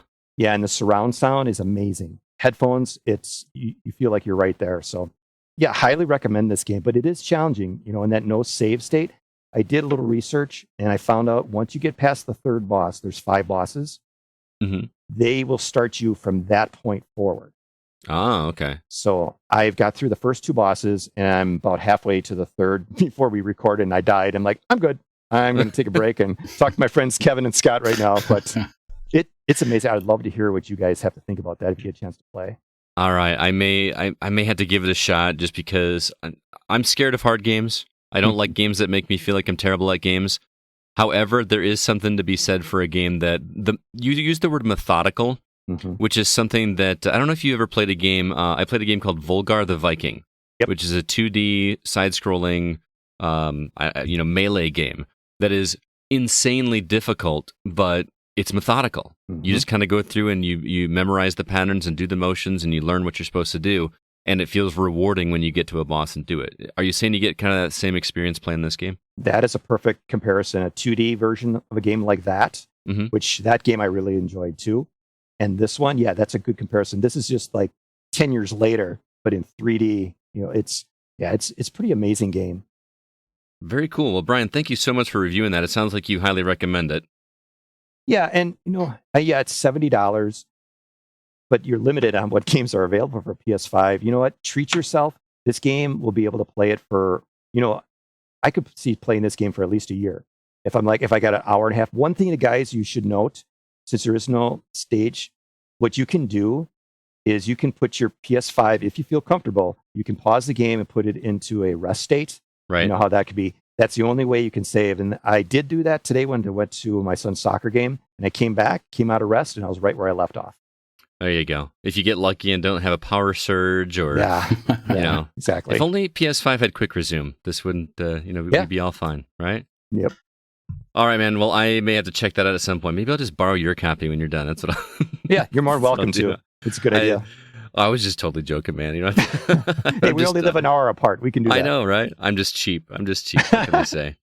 All right, well, let's go ahead and move on. I really do appreciate that, Brian, but I want to talk about Kevin's game as well, because for those that have been listening to our show for a while, you guys know that Kevin is the dungeon master for our Dungeons & Dragons group that we meet with. It's CB, myself, Nate, our producer, Spencer from our team, obviously Chris, and this other guy, Jacob, from the community, and we get together. So I got a press release for this game called Knights of San Francisco, and I'm going to butcher the developer's name, but his name is Philip Horacek, I believe. I apologize if I'm mispronouncing it, but I do want to give a shout out to Novi PR for hooking us up with a review copy of this on iOS, of all places. Yep. Kevin, this looks like Dungeons and Dragons in your hand, like a text adventure, but a modern day. Like it actually takes place in San Francisco. Can you sell me on this? Because it looks really cool. The only thing you were wrong on is it's not modern day. It's very far in the future. Oh. San Francisco, it's a dystopian San Francisco. All right. But it is basically Dungeons and Dragons in the palm of your hand. And I was kind of worried about how, because a lot of that, to do it right, it's kind of complicated actually, but they did a very great job of taking the mechanics and just, I want to say dumbing down is not the right word, because it's almost beautiful how simple they made this work. I was going to say simplifying. Yeah, that's the better word. Mm-hmm. Okay, and we got to be clear with the audience. It's very much a text adventure, it looks like, right? Yes. Like you're literally reading text, almost like a choose your own adventure book. I was actually going to make the comparison. It's much more that than it is actually a wide open Dungeons and Dragons world. You read the text and it describes what's happening, and you have a couple different choices, and the choice you make obviously influences where you're going from there. Is it like the old Gorf game? Remember that back in the early 80s? I don't have experience with that. I couldn't tell you. That was just a straight text adventure, but this has some hand drawn stuff, I believe, right? Yeah, it shows you pictures, and there's a cool little feature where as you go through the story, you'll find it'll show you these pictures of what's going on, and they are unlockable basically, so you can go back and look at them, and it's just a little treasure hunt type deal that's kind of an added bonus. Now, in the trailer, it looked like there was some battles going on as well. Is there Yes. dice rolls involved in this as well? That's what I was talking about when I was talking about simplifying it, because it's not dice rolls per se. There is 5 dials, and there is a pointer, which is a sword, which is really cool. And the dials all spin. And there's a blacked out area on this dial, and if the sword lands pointing into that area, that's a success. Mm-hmm. So if you get 5 of them in that black area, that's 3 versus, or if you get 3 of them in that area, it's 3 versus 2. You obviously succeed at what you're doing. And there are different amounts, like if you have a better chance of succeeding at something because of some aspect, then the area that is blacked out that the sword would hit is bigger. If you have less a chance of success, it's smaller. So, like I said, they took the dice rolling and everything and really simplified it, and it's quite interesting to play. It's a lot of fun, honestly. But you're also seeing the dungeon master's roles. It sounds like, right? Yeah. Some. I mean, you're basically the character. You don't really see the dungeon master's role at all. You are the character. It's telling a story, and you're the one making the decisions, and it's telling you where to go from there. How expansive are we talking here? Is this a? It's pretty linear. Okay. There's a few different choices you can make. There's numerous basically rooms. You have to. The story is you are going after your brother who went into this tower in San Francisco, and this tower has a history of a history with an organization that you'll find out about. Mm-hmm. And so as you climb this tower, you basically go through different rooms in this tower, and each room is a different experience. So you get different openings. Sometimes it'll show you that something has changed since you've been to a room, so you might want to go back to that room. Oh, okay. And so on and so forth. That sounds like a neat little experience. I really want to check this out.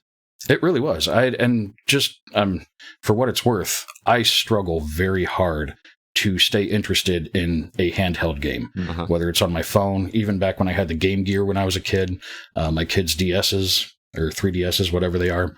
I have always struggled to stay interested. So I was worried about that with this. Am I going to be able to stay interested enough to actually not have to just push myself and drag through it? And I hope they expand on this. Yeah. How long of an experience is it? It took me about an hour and 45 minutes to get through everything. Okay. Any replayability, or is it just the one time? There is. You can basically go back and make different choices in what you had experienced. But it's pretty linear, like I said. Okay. That sounds super interesting. I may have to check that one out. So again, that is Knights of San Francisco. If you're into Dungeons and Dragons, want a nice little mobile experience, you may want to check that one out. Well, Kevin, Brian, both of you, thanks so much for stopping by to talk about these games. I think you both sold me on both of them. So really appreciate you stopping by, and hope you guys have a good one, all right? Oh, you're welcome. You too. Thanks, guys. Have a good one. You too. Bye. Thanks again to Brian and Kevin. Do appreciate you taking the time stopping by. Let's go ahead and move on. I want to remind everybody of our Facebook group. You can find that link in the show notes, or if you want to head over to facebook.com/groups/thegocast. We've got a great community over there with lots of good conversations, and we try to keep it updated with news as best as possible. Also, our Discord is live and thriving. The link for that is in the show notes as well. We got excellent community over there as well. And would like to ask you one last time if you could stop over on Apple Podcasts and drop us a review, or whatever platform that you listen to. It helps us get the show in ears of other people that might be interested in checking it out. Also, we got written reviews up for Star Wars Pinball VR, which I just talked about. Rel's video review for Smelter, which is basically an ActRaiser clone. And then we'll also have reviews for Swarm, which CB reviewed on Oculus Quest, and also Spencer's review of Unruly Heroes, which he played on iOS. The website, if you'd like to check out that, as well as all of our episodes, can be found at thegamingoutsider.com. With that, let's go ahead and jump into our From the Outside In topic.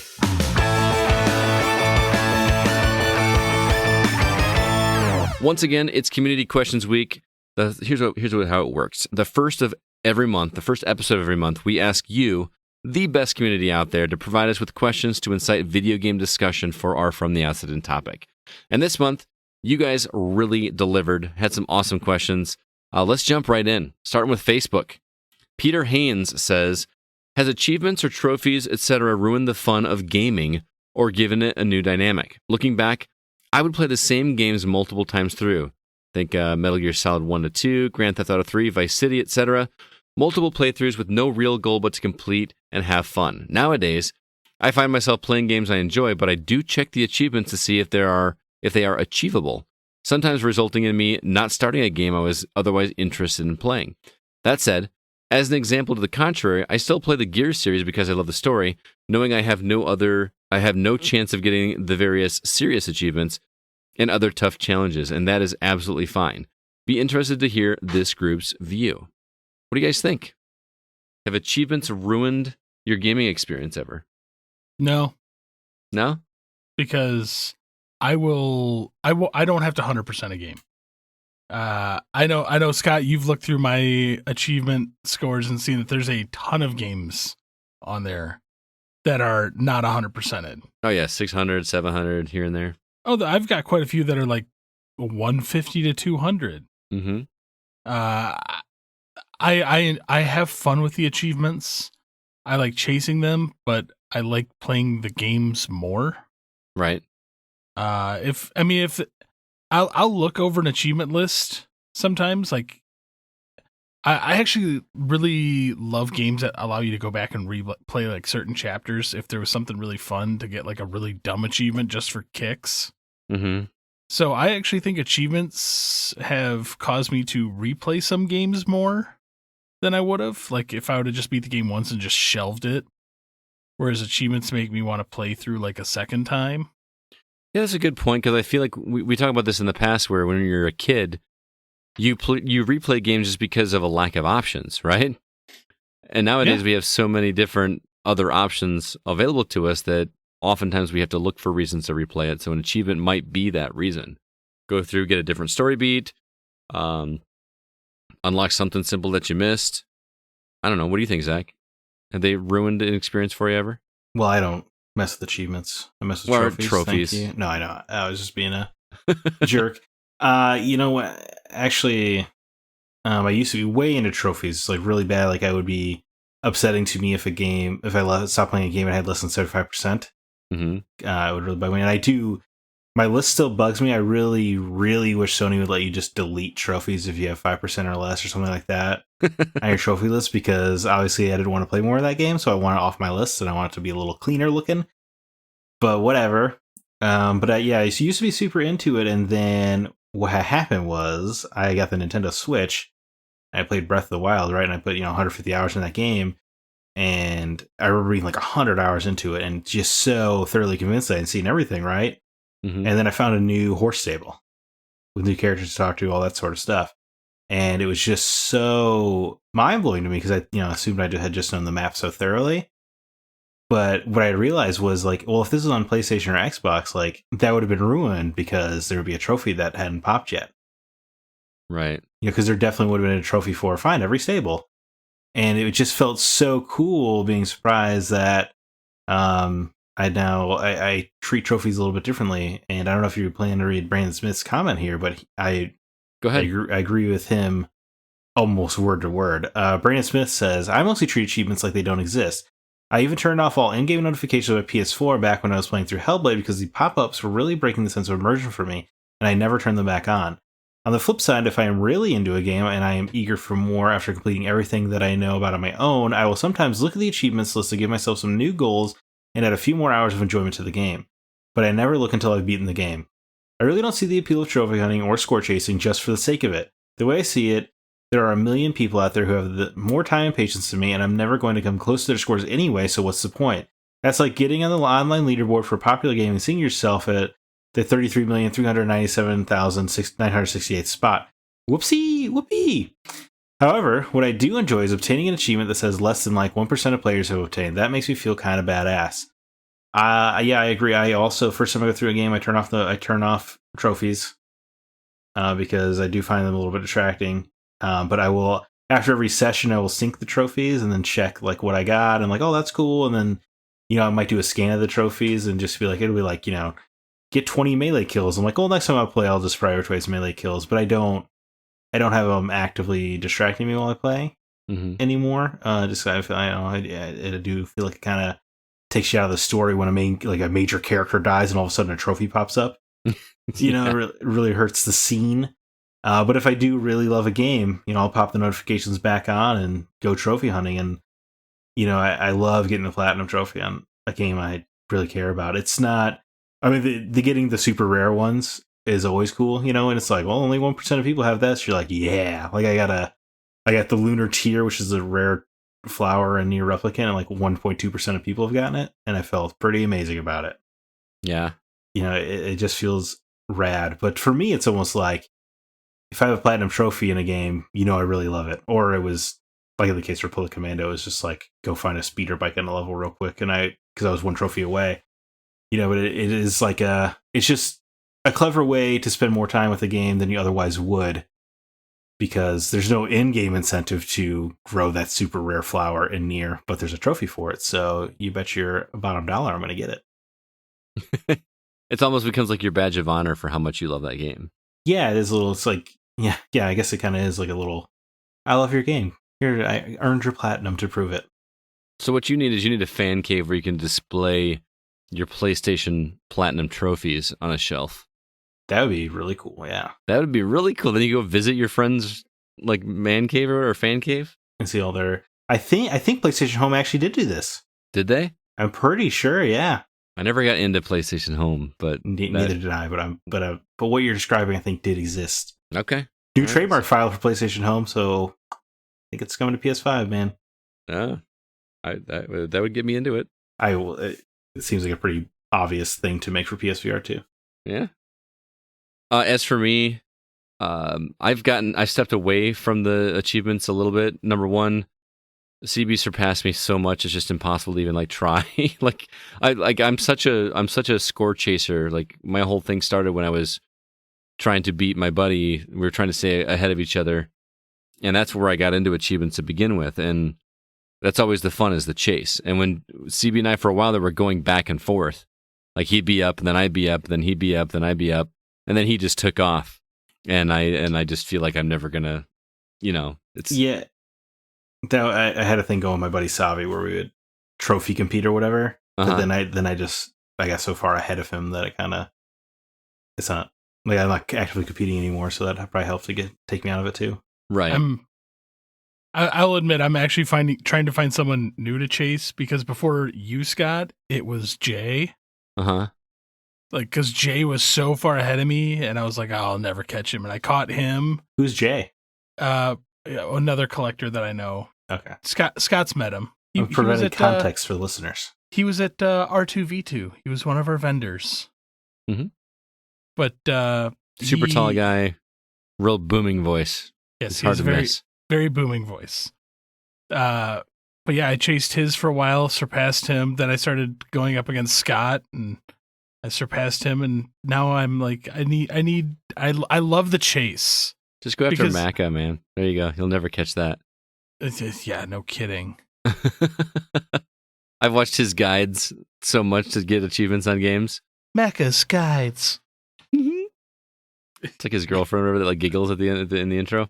Anyway, but it's funny that Brandon mentioned, or not Brandon, but Peter mentioned this. I have been like hovering around writing an editorial about achievements for years, because to some degree it has almost ruined games for me, because I was so obsessed with achievements, specifically achievements over trophies, that a lot of times I would choose the Xbox version just because I wanted to get the achievements instead of the superior version of the game on PlayStation. Case in point being Final Fantasy 13, which I know is a very divisive game anyway, but I played through that entire game on Xbox 360, and then I saw the game played on my brother-in-law's PS3, and I was instantly regretting that I didn't play this on PS3 instead. That, I would say that's a pretty rare case though, like because FF13 was decidedly better looking on PS3. Mm-hmm. To where like Square Enix should have like taken $10 off the 360 version because it was so much worse. It looks so good on PS3. So I would say that was a rare case. I would say where usually they're so close that it doesn't matter. But I think it's also become a psychological thing for me that, and again, this is something I want to write about someday. Zach, need you to light a fire under my butt to get me to write an editorial. I'm sending more editorials your way. You would think that would trigger you to try to respond. I know. It's just I can't even get my regular reviews written. So this summer I'm going to be doing a lot of writing and playing lots of stuff. But anyway, it becomes. Yeah, I know. This summer's going to be different, man. No R2V2 to plan. But for me, it almost becomes a psychological thing where, and this is a serious problem for me, where I feel like if I'm doing anything and I'm not earning something for it, I'm not interested in doing it. To where if I'm playing a Switch game, which does not have achievements of any kind on it, I'm not getting that endorphin hit or whatever of like this thing popping up that I'm used to on Xbox and PlayStation. I'm not getting that. It's not making the game any different with that little notification, right? But there's something in the back of my mind that makes me feel like I'm wasting my time because I'm not earning something by playing this game, which bothers me. So to some degree, the achievements have hurt my gaming experience. I didn't fully break that habit until earlier this year with the Switch. Yeah. Where it was like, I would say like, oh, I'll play that on PlayStation because it has trophies, and then never play it because it's just kind of a different experience. But then like I finally did play, that the board games JRPG, I can't remember the name of, but I played games I wouldn't have played because it's like PlayStation to me almost means like a console experience kind of thing. Like I'm not playing a lot of sprite games there, but I love them on Switch because it's handheld and carried around. But I finally kicked the habit and I'm like, no, I'm just going to play it on Switch because you're lying to yourself, Zach. You're never going to, even though you've had this game installed on your PS4 for 4 years, you never started it. And then you started it the very day you downloaded it on Switch. So I think that's a pretty clear indicator that trophies Isn't that matters. weird? How some games just are a better experience in a handheld mode. Yeah, and I think like turn-based JRPGs between Fantasian and this game I cannot remember the name of that I'm playing on Switch. Something about JRPGs just feel like a handheld experience to me now.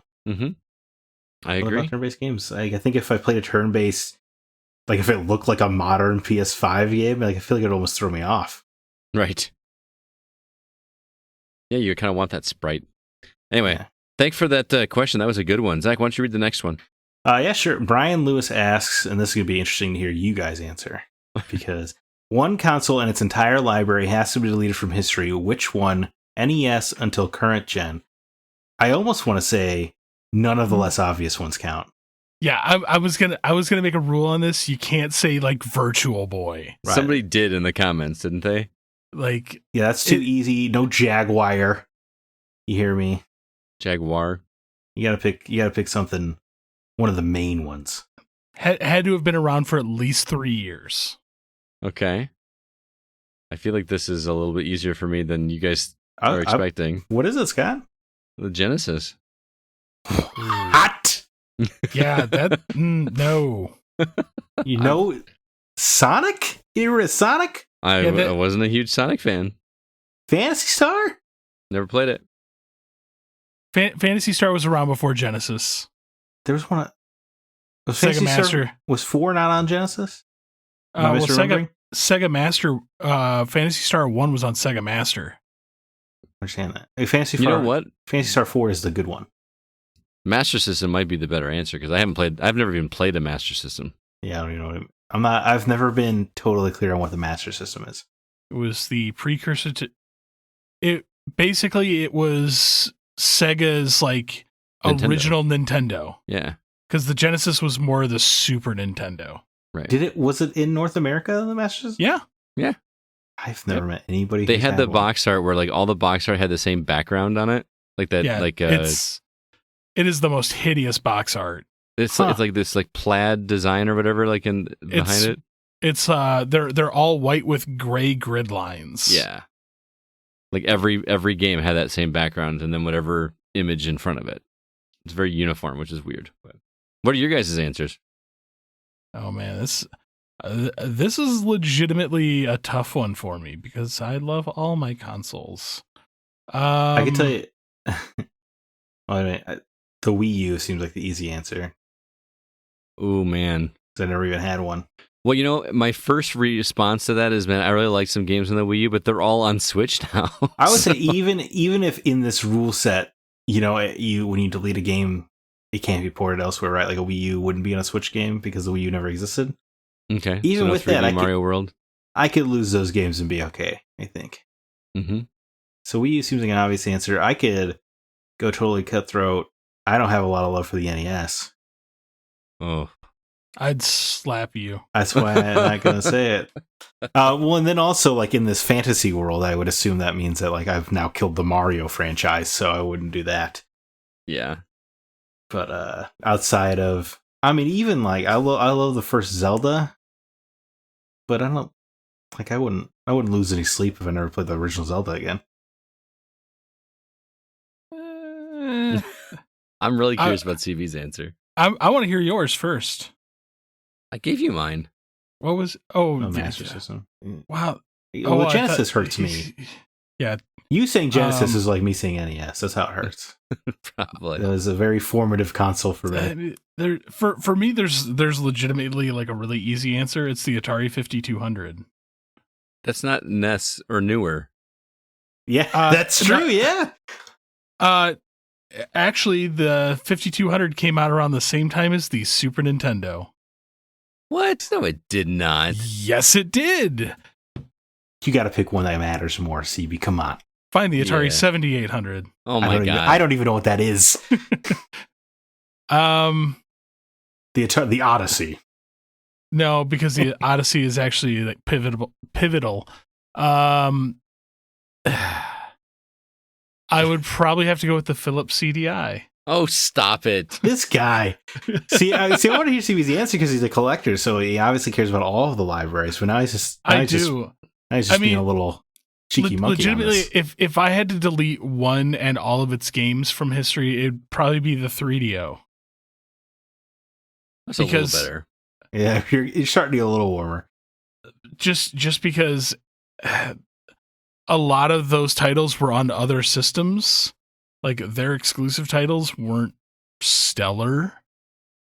So I'd probably go with that. All right. Still feel like it's a cop out, but yeah, I'm gonna agree with Scott. That's a bit of a cop out. Okay, fine. If I have to pick one of the big three, like one of the big ones, PlayStation. Oh, that hurts me as well. Oh, hurts me harder than Genesis. No Brave Fencer Musashi. Actually, he has that game sitting down in his. I saw that when I was over there at D&D night. I rented that game 100 times. Mostly. Okay, here's my reasoning. I didn't have a PlayStation. Mm-hmm. My brother had. I didn't have a Genesis. Yeah, or I never had an NES, or like one that was mine. You know what I mean? My brother had the PlayStation. I had a GameCube. Like all through my childhood, I was a Nintendo and Atari kid. My brother had the Genesis. I liked the Genesis. My brother had the PlayStation. I got the Xbox. I've been in the Xbox like since like day one. I mean, I love the original Xbox. Don't get me wrong. So I would not kill that library. I would give my life to protect the Xbox library. Which is weird coming from essentially a Sony guy. Dude, the original Xbox was my little baby. Halo, Bloodwake. Well, it was also just where Crimson I played Skies. like Sands of Time and stuff like that. Like that was, I didn't really have a PS2 for very long. Mm-hmm. See, I'm the same way. Like I will fight tooth and nail to protect the Nintendo library. Yeah, which is understandable. It's historically vital. Actually, yeah, you were like, oh, I could get rid of the NES. If you did get rid of the NES, there wouldn't be modern day games. That's what I just said. Yeah, but I don't want to kill Mario, so that's why I had to go with the Wii U. Because I couldn't. We might not have the Switch without the Wii U. No, I still think we would have got there. Yeah, because the DS. I think the writing was on the wall for the handheld market. I think they're savvy enough to know the direction they needed to go. Fair enough. All right, CB, you're up with the next one. Mr. Sean Coates wants to know, what's a unique console feature that you wish would be brought back in some capacity? I really love the custom soundtracks feature in the original Xbox. As far as I'm aware, no other console utilized it going forward, not even Microsoft.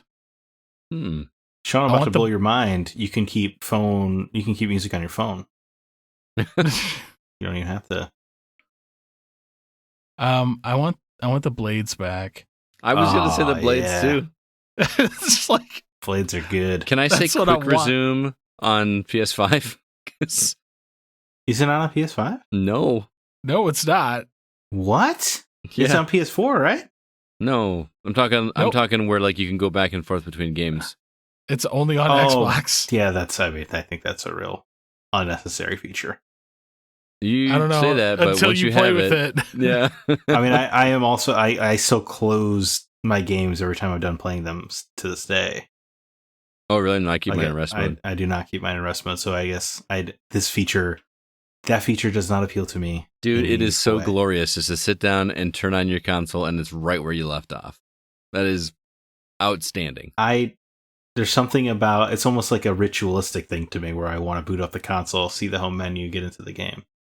I don't know. It kind of irritates me whenever I boot up my Xbox from a cold start and it makes that loud noise. Mm-hmm. The Xbox bugs me because I think it just takes much longer than the PS4 to boot up. But can we bring back how easy it was to turn off the PS4 onto the PS5? I keep hearing this about PS5. I also hear the trophy menu sucks on PS5.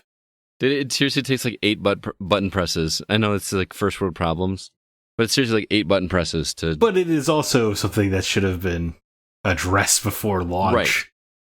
Right. Like it was so you just hold down the button and then power options and rest mode or power off. You mean like every console since? Right.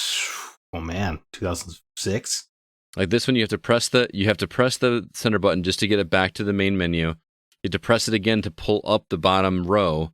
Then you have to tab all the way over like 8 spaces to get to the power option. Click on it, then click on rest mode. It's like that's inexcusable. It's completely first world problem, but it just is really $500 for this console. You say? Yeah. Sean, I didn't mean to totally poke fun at you. By the way, custom soundtracks work cool. But it is, you can just put a headphone in one of your ear and keep the game. I mean, that's what I do when I'm listening to podcasts, when I play games. I keep a headphone in my right ear and I just pause it whenever dialogue's happening and then I go on. I want to say it was like Grand Theft Auto, one of the Grand Theft Autos where you had a custom soundtrack radio station that you could put on the cars. And I would always load podcasts onto my Xbox hard drive so I could listen to podcasts and Grand Theft Auto while I was driving around. That was kind of fun because it just pick up where you left off. Mm-hmm. So it was just whenever I had to drive to my next mission as Nico Bellic, he was listening to Jeff Gerstmann complain about video games. That's awesome. I know it sounds crazy, but I kind of miss the Kinect a little bit. So, that was my number 2 answer. Really? I mean, just the like. I know it seems silly, but it was cool to come down to my basement and say Xbox on. I kind of miss the VMU. Do you really? From the Dreamcast? Yeah. That was a cool little thing. And it might have just been because I was young enough that it was appealing, but I don't know. I thought it was really something nifty. Interesting. Next comment comes from Alan Sheck. He says, top 5 multiplayer maps from any game or genre, or just notable ones. I don't need a definitive list. I don't know if I could come up with 5, but most of mine would be from Gears of War. So we're not multiplayer people. Right. Yeah. So I could. Could you go ahead? You start then, ZB. Dust 2, Aztec, all 3 of those from Counter-Strike 1.6. I think it was Gears 2, the Horde mode, the Steps map. Okay. The one that had like it was like a railing. Steps. Well, it was like that long steps, and then there was like the tunnel that went underneath the steps. Okay. And then Blood Gulch from Halo. Yeah, Blood Gulch is about as perfect a multiplayer map as you can make. So that would probably be on my list. I would also say Hang 'em High is my favorite Halo map, which I know is not super popular, but I like the huge tiered system that was there. Angel City and Titanfall 2 is a multi-map I love to death. And, oh man, I cannot. Scott, you're going to have to help me out. What is the main Gears of War map? I was sitting here trying to remember it too. It's just like basically like a plus sign, right? What's that? About that? Gridlock. Gridlock. Gridlock, yep. Yeah, Gridlock. That would be on my list. So I'm at 4.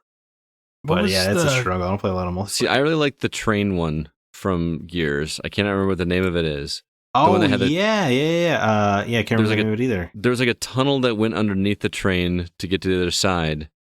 And there was always a torque bow on that. I just remember that. I remember the torque bow spawn on that map. Yep. The map on that one was really cool. I'm going to go back even further. I'm going to say the complex from GoldenEye. Wow. That was like the one we always wanted to play on when I was a kid was the complex. I would say a lot of modern multiplayer maps to me just aren't as memorable because weapon spawns don't matter anymore. Right. And that's really what made you learn and care about a map. Mm-hmm.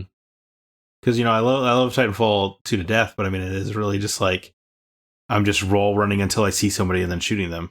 Right. It doesn't really matter where I'm at.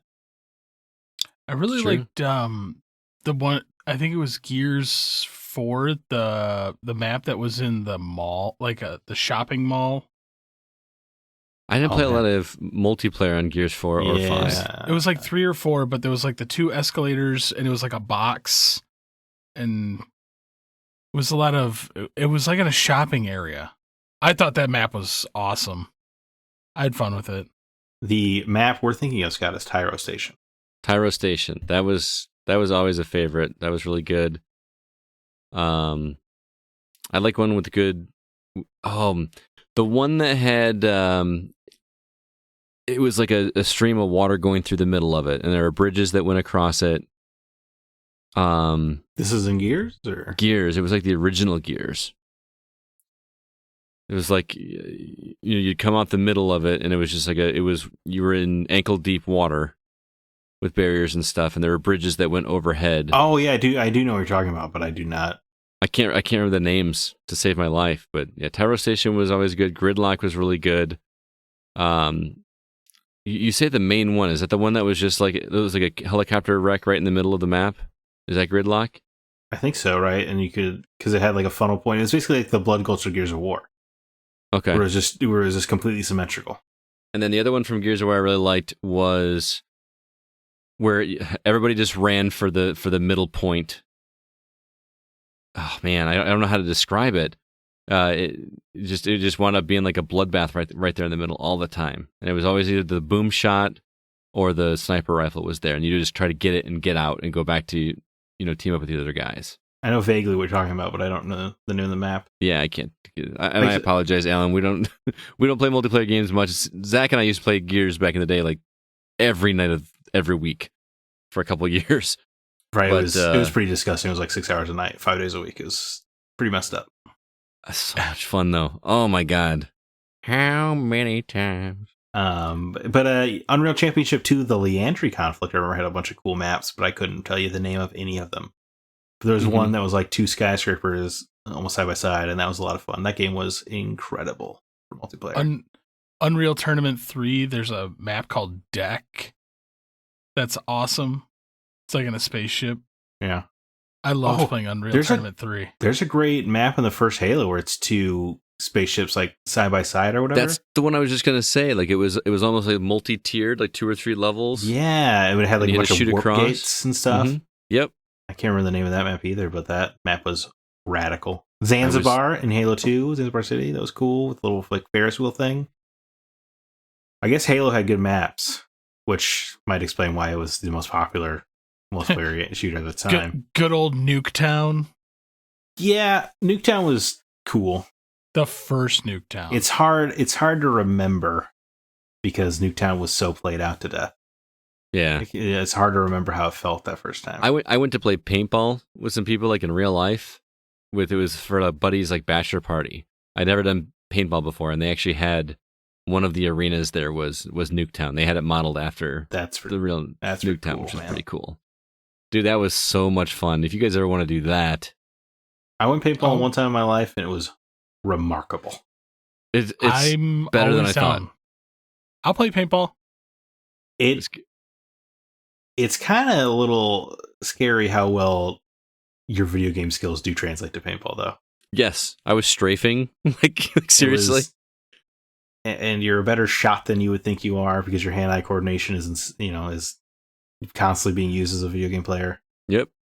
It was so good. I took a shot in the the nether regions. That was unfortunate. Oof. But otherwise, it was a great time. I was sore the next day, like more sore than I've been in a long time. But it was a good sore. It was a good sore. And if we ever do a Go After Tark, I have an NC-17 story to share about that paintball story. Oh, maybe we should do that for Patreon. That'd be fun, yeah. Let's move on to Discord. Zach, you're up. Sure thing. Carol Bear asked, if you could work side by side with the game or movie director of your dreams, who would that be, and what would the main idea of your said story be for your project? Shigeru Miyamoto. Anything. It was just like, is he leading the show? I'll just work for him. Whatever he tells me to do, I'll do it. I'll clean up toilets. I don't care. That's sort of how I feel, like Yoko Taro. I would obviously want to work for. I would love to just do like side quests in one of his worlds. Right. But the question, I took it pretty directly, is like side by side. So I think I wouldn't want to work that closely with Yoko Taro because I'd almost feel like it would influence the way I receive his stories. Mm-hmm. And Miyamoto's is different because he's designed first, But I think honestly, Amy Hennig, I think I would want to work side by side with and build something from the ground up with. And I would want to work with her on something a little closer to her roots, like a little more Legacy of Kain than Uncharted, and to kind of go to that dark, almost Shakespearean kind of epic that franchise was. I think that would be really fun to work on with her. I don't know if she'd be interested, because she does like the Uncharted, and then like that Star Wars game sounded pretty Uncharted-y as well that she was working on. But I think it would be really fun to take her back and make something dark with her. It would be really cool. I like it. Good answer. CB, what about you? I got two quick ones. Glenn Schofield, Dead Space 4. Like that's an easy one for me. But I'd like to work with the original id team. Carmack and Romero? Carmack and Romero. All right, so you're reuniting the band here. Yep. Let's go make a new Doom game, boys. Maybe you're the glue they always needed to stick together. Oh my god. I'd be so happy to work with that team. Yeah, I mean that would be pretty cool. I mean, especially like at their height, when it was just like them sitting in like a house just doing games. Or just chilling with American McGee making levels.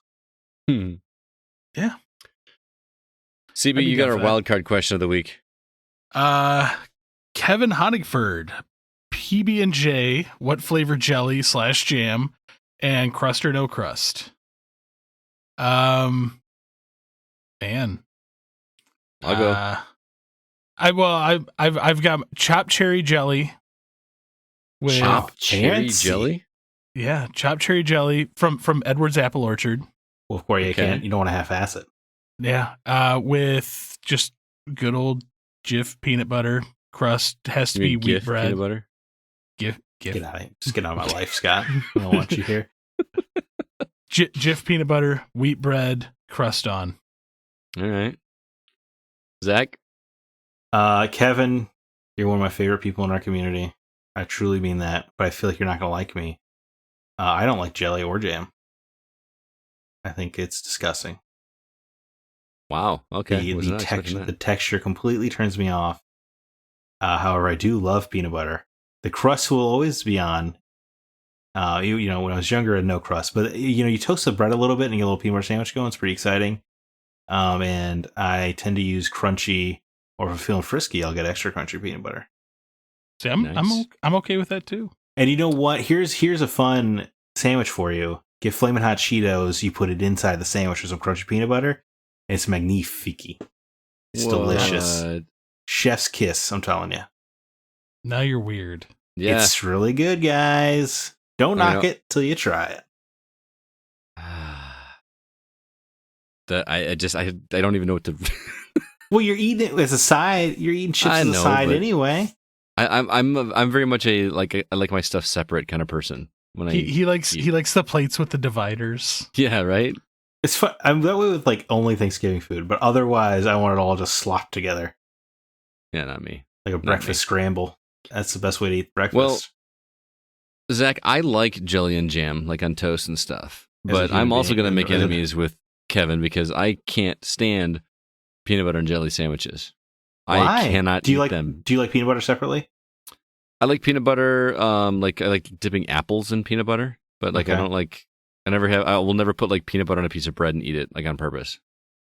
Because I grew up when we grew up, we didn't have a lot of money.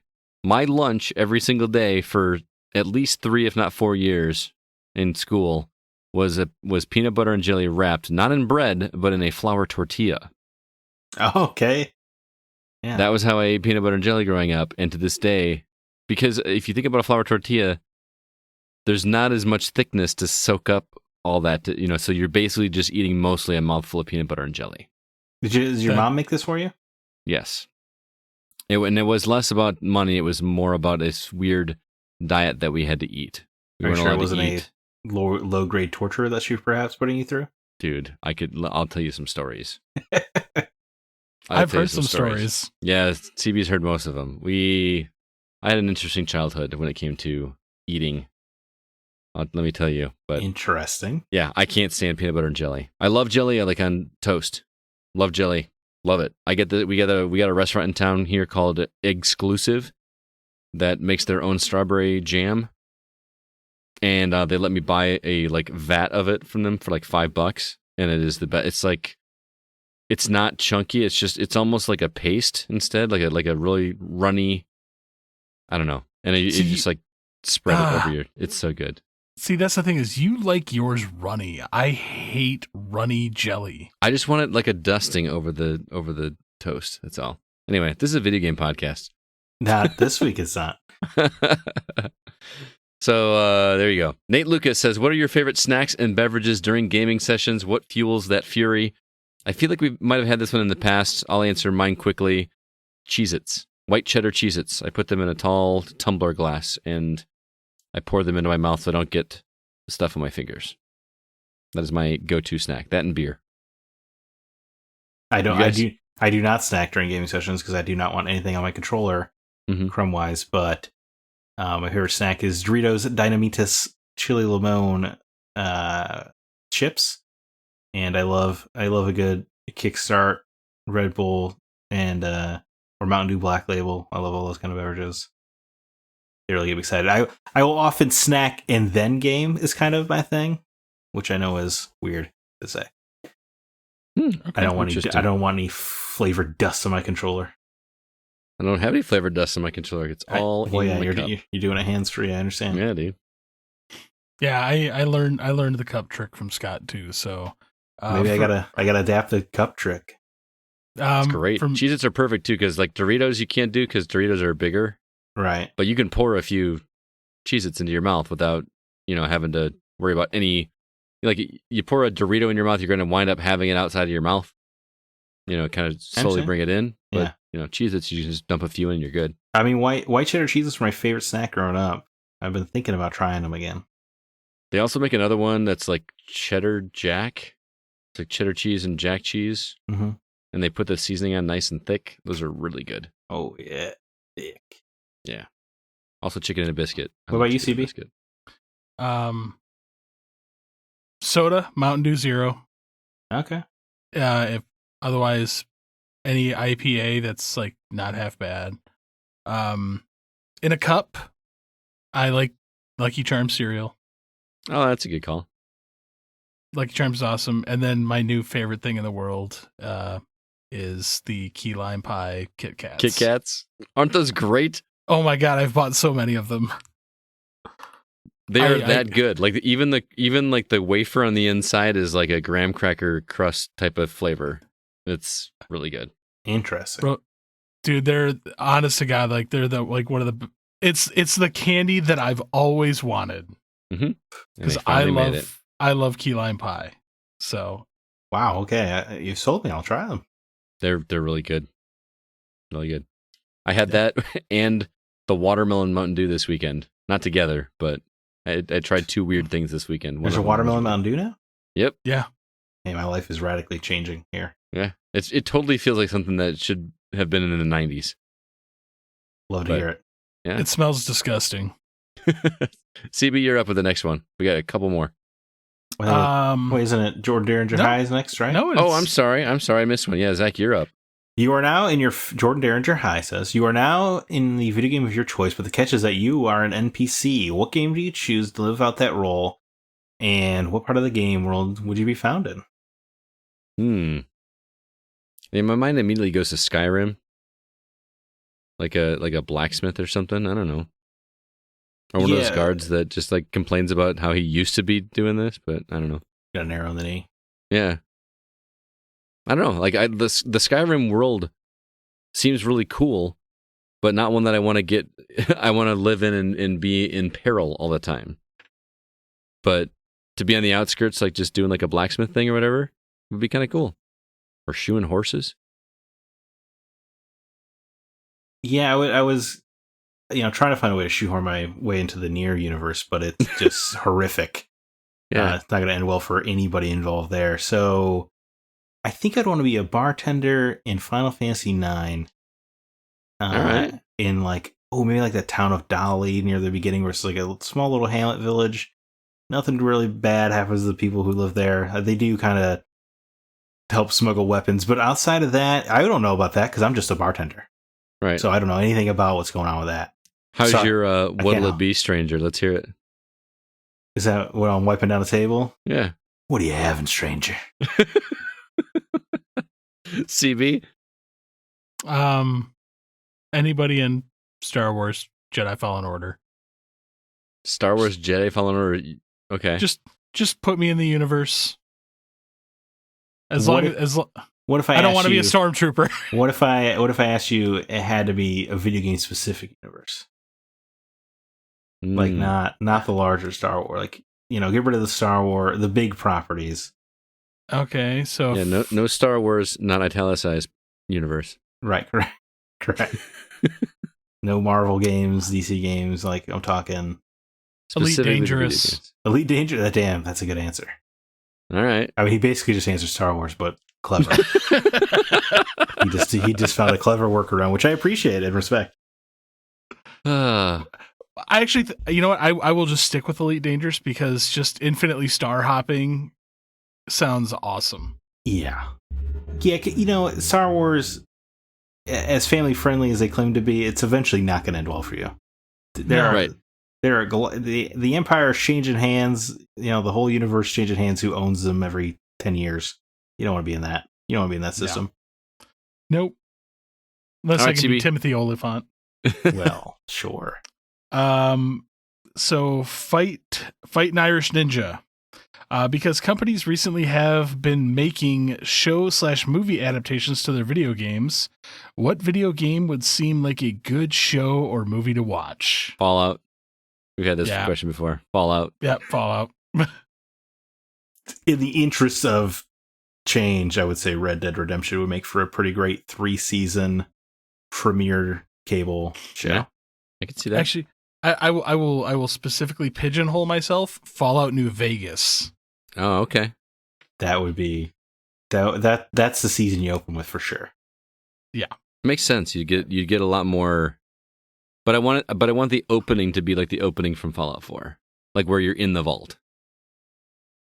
You know what I mean? Where you have like the whole story in the vault first before you even know that there's an outside world. And then you come out and it's Vegas. Yeah. I want the opening from Fallout 3 with Ron Perlman voicing it. I'm sorry, that's what I meant. Fallout 3, when you're in the vault. I want I think the opening of New Vegas, where your main character gets shot and buried. That's a way better for a show. That is also really good. That's true. All right, couple more. Next one comes from Drew Ross, who says, "What activity in your life do you think would make for an interesting video game?" None, Drew. None. Yeah, My job. Ambulance. Give you an ambulance driver. Oh, I'm gonna punch you in the mouth. I hate that phrase. Why? I don't understand. What is it? No, I number one, I said it because I know he hates it, but number two, because you could make it a video game where you're doing like a surgeon simulator mixed with a driving game. Okay, so like it's just anybody who works in EMS, we specifically hate the phrase ambulance driver. It's like calling a mechanic a grease monkey. Is that I didn't know that was offensive either. Yeah, it totally is. Yeah, for all those out there listening, if you ever come across an EMT or a paramedic and you call us an ambulance driver, we immediately want to punch you in the face. It's like, I'm an EMT, and you respond with, "Oh, so you drive the ambulance?" That would set you off. It's essentially like, "Oh, you're a taxi driver?" No, I'm not. Okay. Well, I was gonna say seriously. the Grand Theft Auto 3, you could hop in an ambulance and turn on the sirens and drive around. I think, right? A little mini game. Mm-hmm. Yep. But I think your job could make for an interesting game, man, especially after some of the stories you've told me. Yeah. Especially like if you were like a paramedic in a heavy urban area, like in the middle of New York City. Right. Being a paramedic in the middle of the Division. Yeah, right? Or, a pandemic. Yeah. Been there, done that. I mean, Zach, you could make a game about being a barista. Yeah, they did. Coffee Talk. Yeah, Coffee Talk was last year. That was really cool. But it was like a world of vampires and stuff. So, and it wasn't terrible. Where they made these phone games called Bar Oasis, where you played as a bartender, but you actually had to like shake your phone to mix drinks and turn your phone to pour and stuff.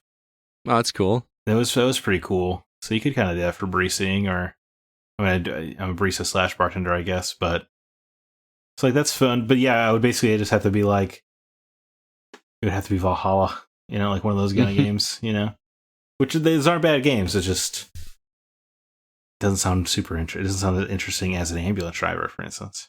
I'm gonna hit you.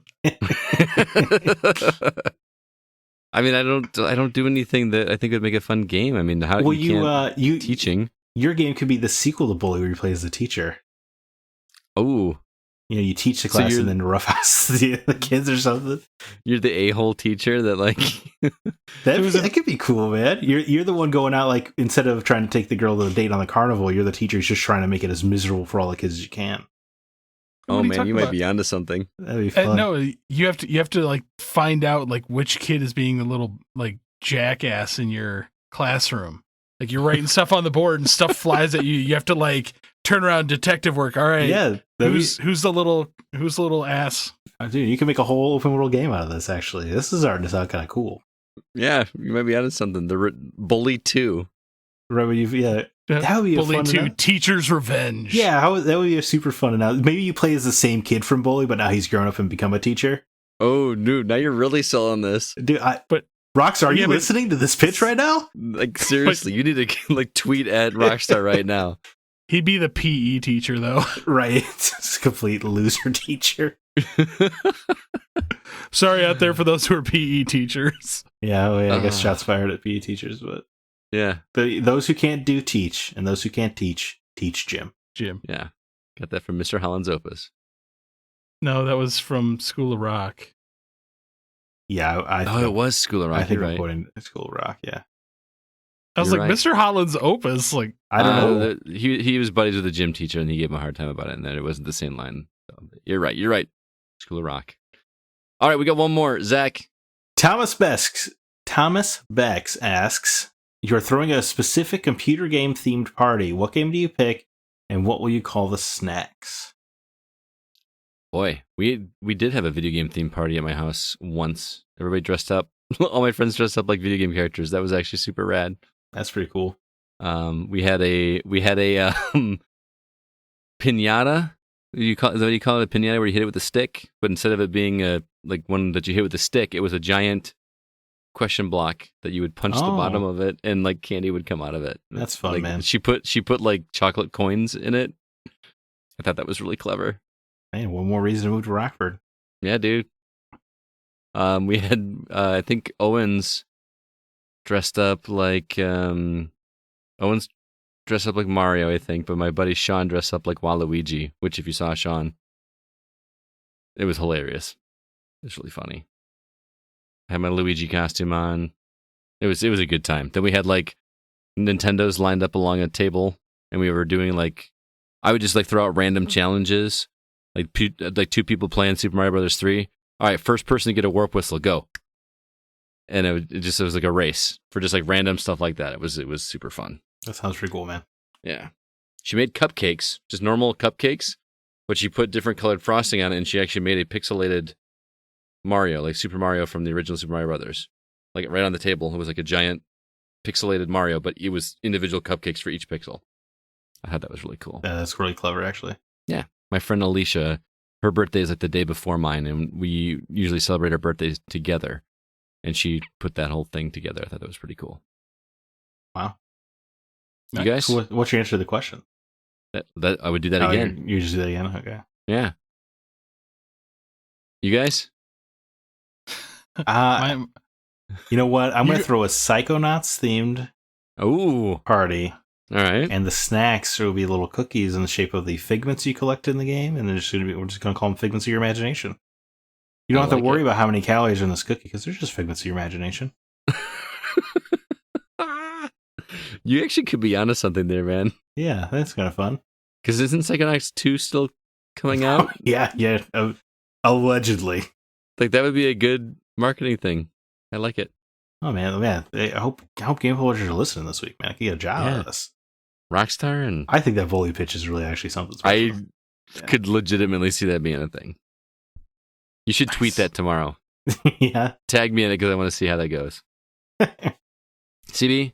A Galaga-themed party, I assume? No, I'm a little more evil. Okay. Resident Evil theme. You have to come and decapitate somebody. I would throw kind of I guess like an overcooked party. Okay. Oh, that's a great way to trick your friends into cooking for you. But I would have foods out that would mess with people. Like I would make Hell Mix. You put Skittles, M&Ms, and Reese's Pieces all in the same bowl. Oh, jeez. You devil. I assume this is a known thing. I have never heard of this, and it sounds like absolute hell. That'd be... Just people just grab a handful and just go, ah. You're like, I don't know. Or you get like a whole bag of the Bernie Bott's jelly beans and just leave out the bowl. That's mischief, yeah. Oh man. I'm trying to imagine you mix a bunch of the different flavors of M&Ms and Skittles as well. Just really. Oh yeah. Just so you got like the dark side, the sour, and then wild berry in there. And then for the M&Ms you put like the caramel ones, the ones with the pretzels in it, and then the mint, peanut butter. Yeah, could you imagine you get a pretzel M&M and a dark berry Skittle? Oh. Yeah. I really like the dark berry Skittles though. Because sometimes in Overcooked you make the bad food. Yeah. So you have multiple bowls. Like sometimes it's a good bowl, sometimes it's a bad bowl. You have your friends over and you can make a dish that looks like the mosaic messed up food from Breath of the Wild. Breath of the Wild. That'd be funny. One of my friends did a batch of cupcakes for something similar, yellow frosting, but it was 24 cupcakes, but 3 of them, it wasn't frosting, it was mustard. So we made the same noise. That sounds awful. Can imagine biting into oh, so gross. Or you do caramel apples, but like one of the apples is actually an onion. Yeah. Just don't tell anybody. Can you imagine just biting into a caramel apple and it's an onion instead? Gross. That sounds kind of fun. That one actually sounds funny to me. Yeah. We used to do Mystery Cup with beer pong back in the day.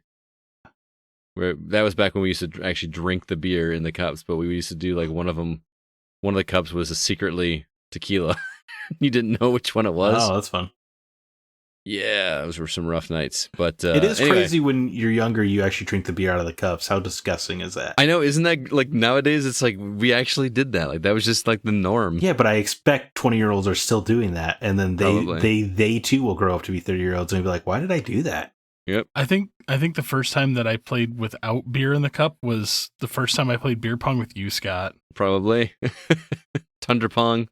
Yep. That was the first time, even when we held beer pong here at my house, beer still was in the cup. Yeah. That's another thing you miss out not being up here, man, is Zack is Tundra pong. I can live with that. Oh no, it's so much fun. Yeah, it's legitimately a riot. We have we have brackets set up and a TV with the bracket up in the garage. The garage is heated in the middle of winter. And we have a beer pong tournament. You're matched up randomly with somebody. It's so much fun. Oh, yeah, sounds okay. Fancy trophy, man. It's a really good time. Anyway, we are running pretty late. This was that was a lot of fun. That was some good questions. We had a lot of good responses this week. Great questions, yeah. Please keep those up. We will do this again in June for sure. Boy, I can't wait for June. But next week, we will have another topic, so stay tuned to our social media outlets. That's going to do it for this episode of The Gaming Outsider, though. Zach, any parting words before we get out of here? Started watching Schitt's Creek. Turns out it lives up to the hype. Can't imagine. It's really good. I'm like, how long does it take for that to get good? Because I've heard varying opinions. Well, first of all, I always hate that question for any TV show, because if it's not good in the first season, then why you, the person who's trying to tell me how good the show is, when you tell me it gets good after the first season, well, why did you watch it then? Because everybody talked about it. I know. I really hate. Nothing unsells me on your show faster than when you're like, well, you just got to get through the first season. That's great. I'm like, why don't you just say watch it? So just watch it. Okay. I would say it finds its groove in episode 4. That's when I really was like on the Schitt's Creek train. All right. And then it starts picking up, and I think season 2 is better than season 1. I will say, but season 1 had an episode that had me crying, laughing. It was so funny. That is on my radar to watch after I finish the show I've been watching, which is Ted Lasso. My God, that show is great. It makes you feel good. It makes you feel good and makes you want to be a better person. Yes. Seriously, I want to be. I've seriously had this existential thing thinking about myself today after watching 2 episodes of the show about, I really should just learn to let things go and just not be angry ever. And just, he just is a likable guy. And Ted Lasso. The only thing that sucks, it's on Apple TV. And yes, that is, yeah. I'm telling you, though, it's $5 well spent just to watch this one show, because I've heard that there's nothing else good on Apple TV, but that show is great. CB, what about you? Anything you want to recommend before we get out of here? I'm about to start watching Shameless. For the first time? Yeah. Oh my God, are you in for a ride? That show always just seemed really mean. It is very mean. It's almost hard to watch. We just talked about Ted Lasso making me feel making you feel really good. That show makes me feel awful. I know it has Cameron Monaghan of Fallen Order in there. Mm-hmm. It does. I've been clearing my plate of these shows. I finally got through The Boys in a couple days. So now, dude, you will learn to despise Frank more than almost any more than Joffrey. Wow. I don't know about that, man. He's a despicable person, man. But it's a lot of fun to watch. And it's crazy because William H. Macy is one of the nicest guys he seems like in real life. My brother's favorite show, Shameless. Yeah, I believe it. It's pretty good. I actually didn't finish the second to last season because I just got kind of just burnt out on it, but I need to go back. All right, guys. Well, thanks for joining us, Zach and CB. It was a lot of fun. And all you out there listening, thanks for listening to The Gaming Outsider. I want to remind you that all the music you hear is recorded and produced by Mr. Grant Henry of Stemmage and Metroid Metal. Please be sure to check out his website, stemmagemusic.com. Also, if you'd like, email us. If you have any questions or concerns, our address is feedback@thegamingoutsider.com. Until next week, I'm Scott Clark with Zach Parkerson and Chris Behrensmeyer, and we are The Gaming Outsider. And remember, there's no such thing as a bad game, just games that aren't for you.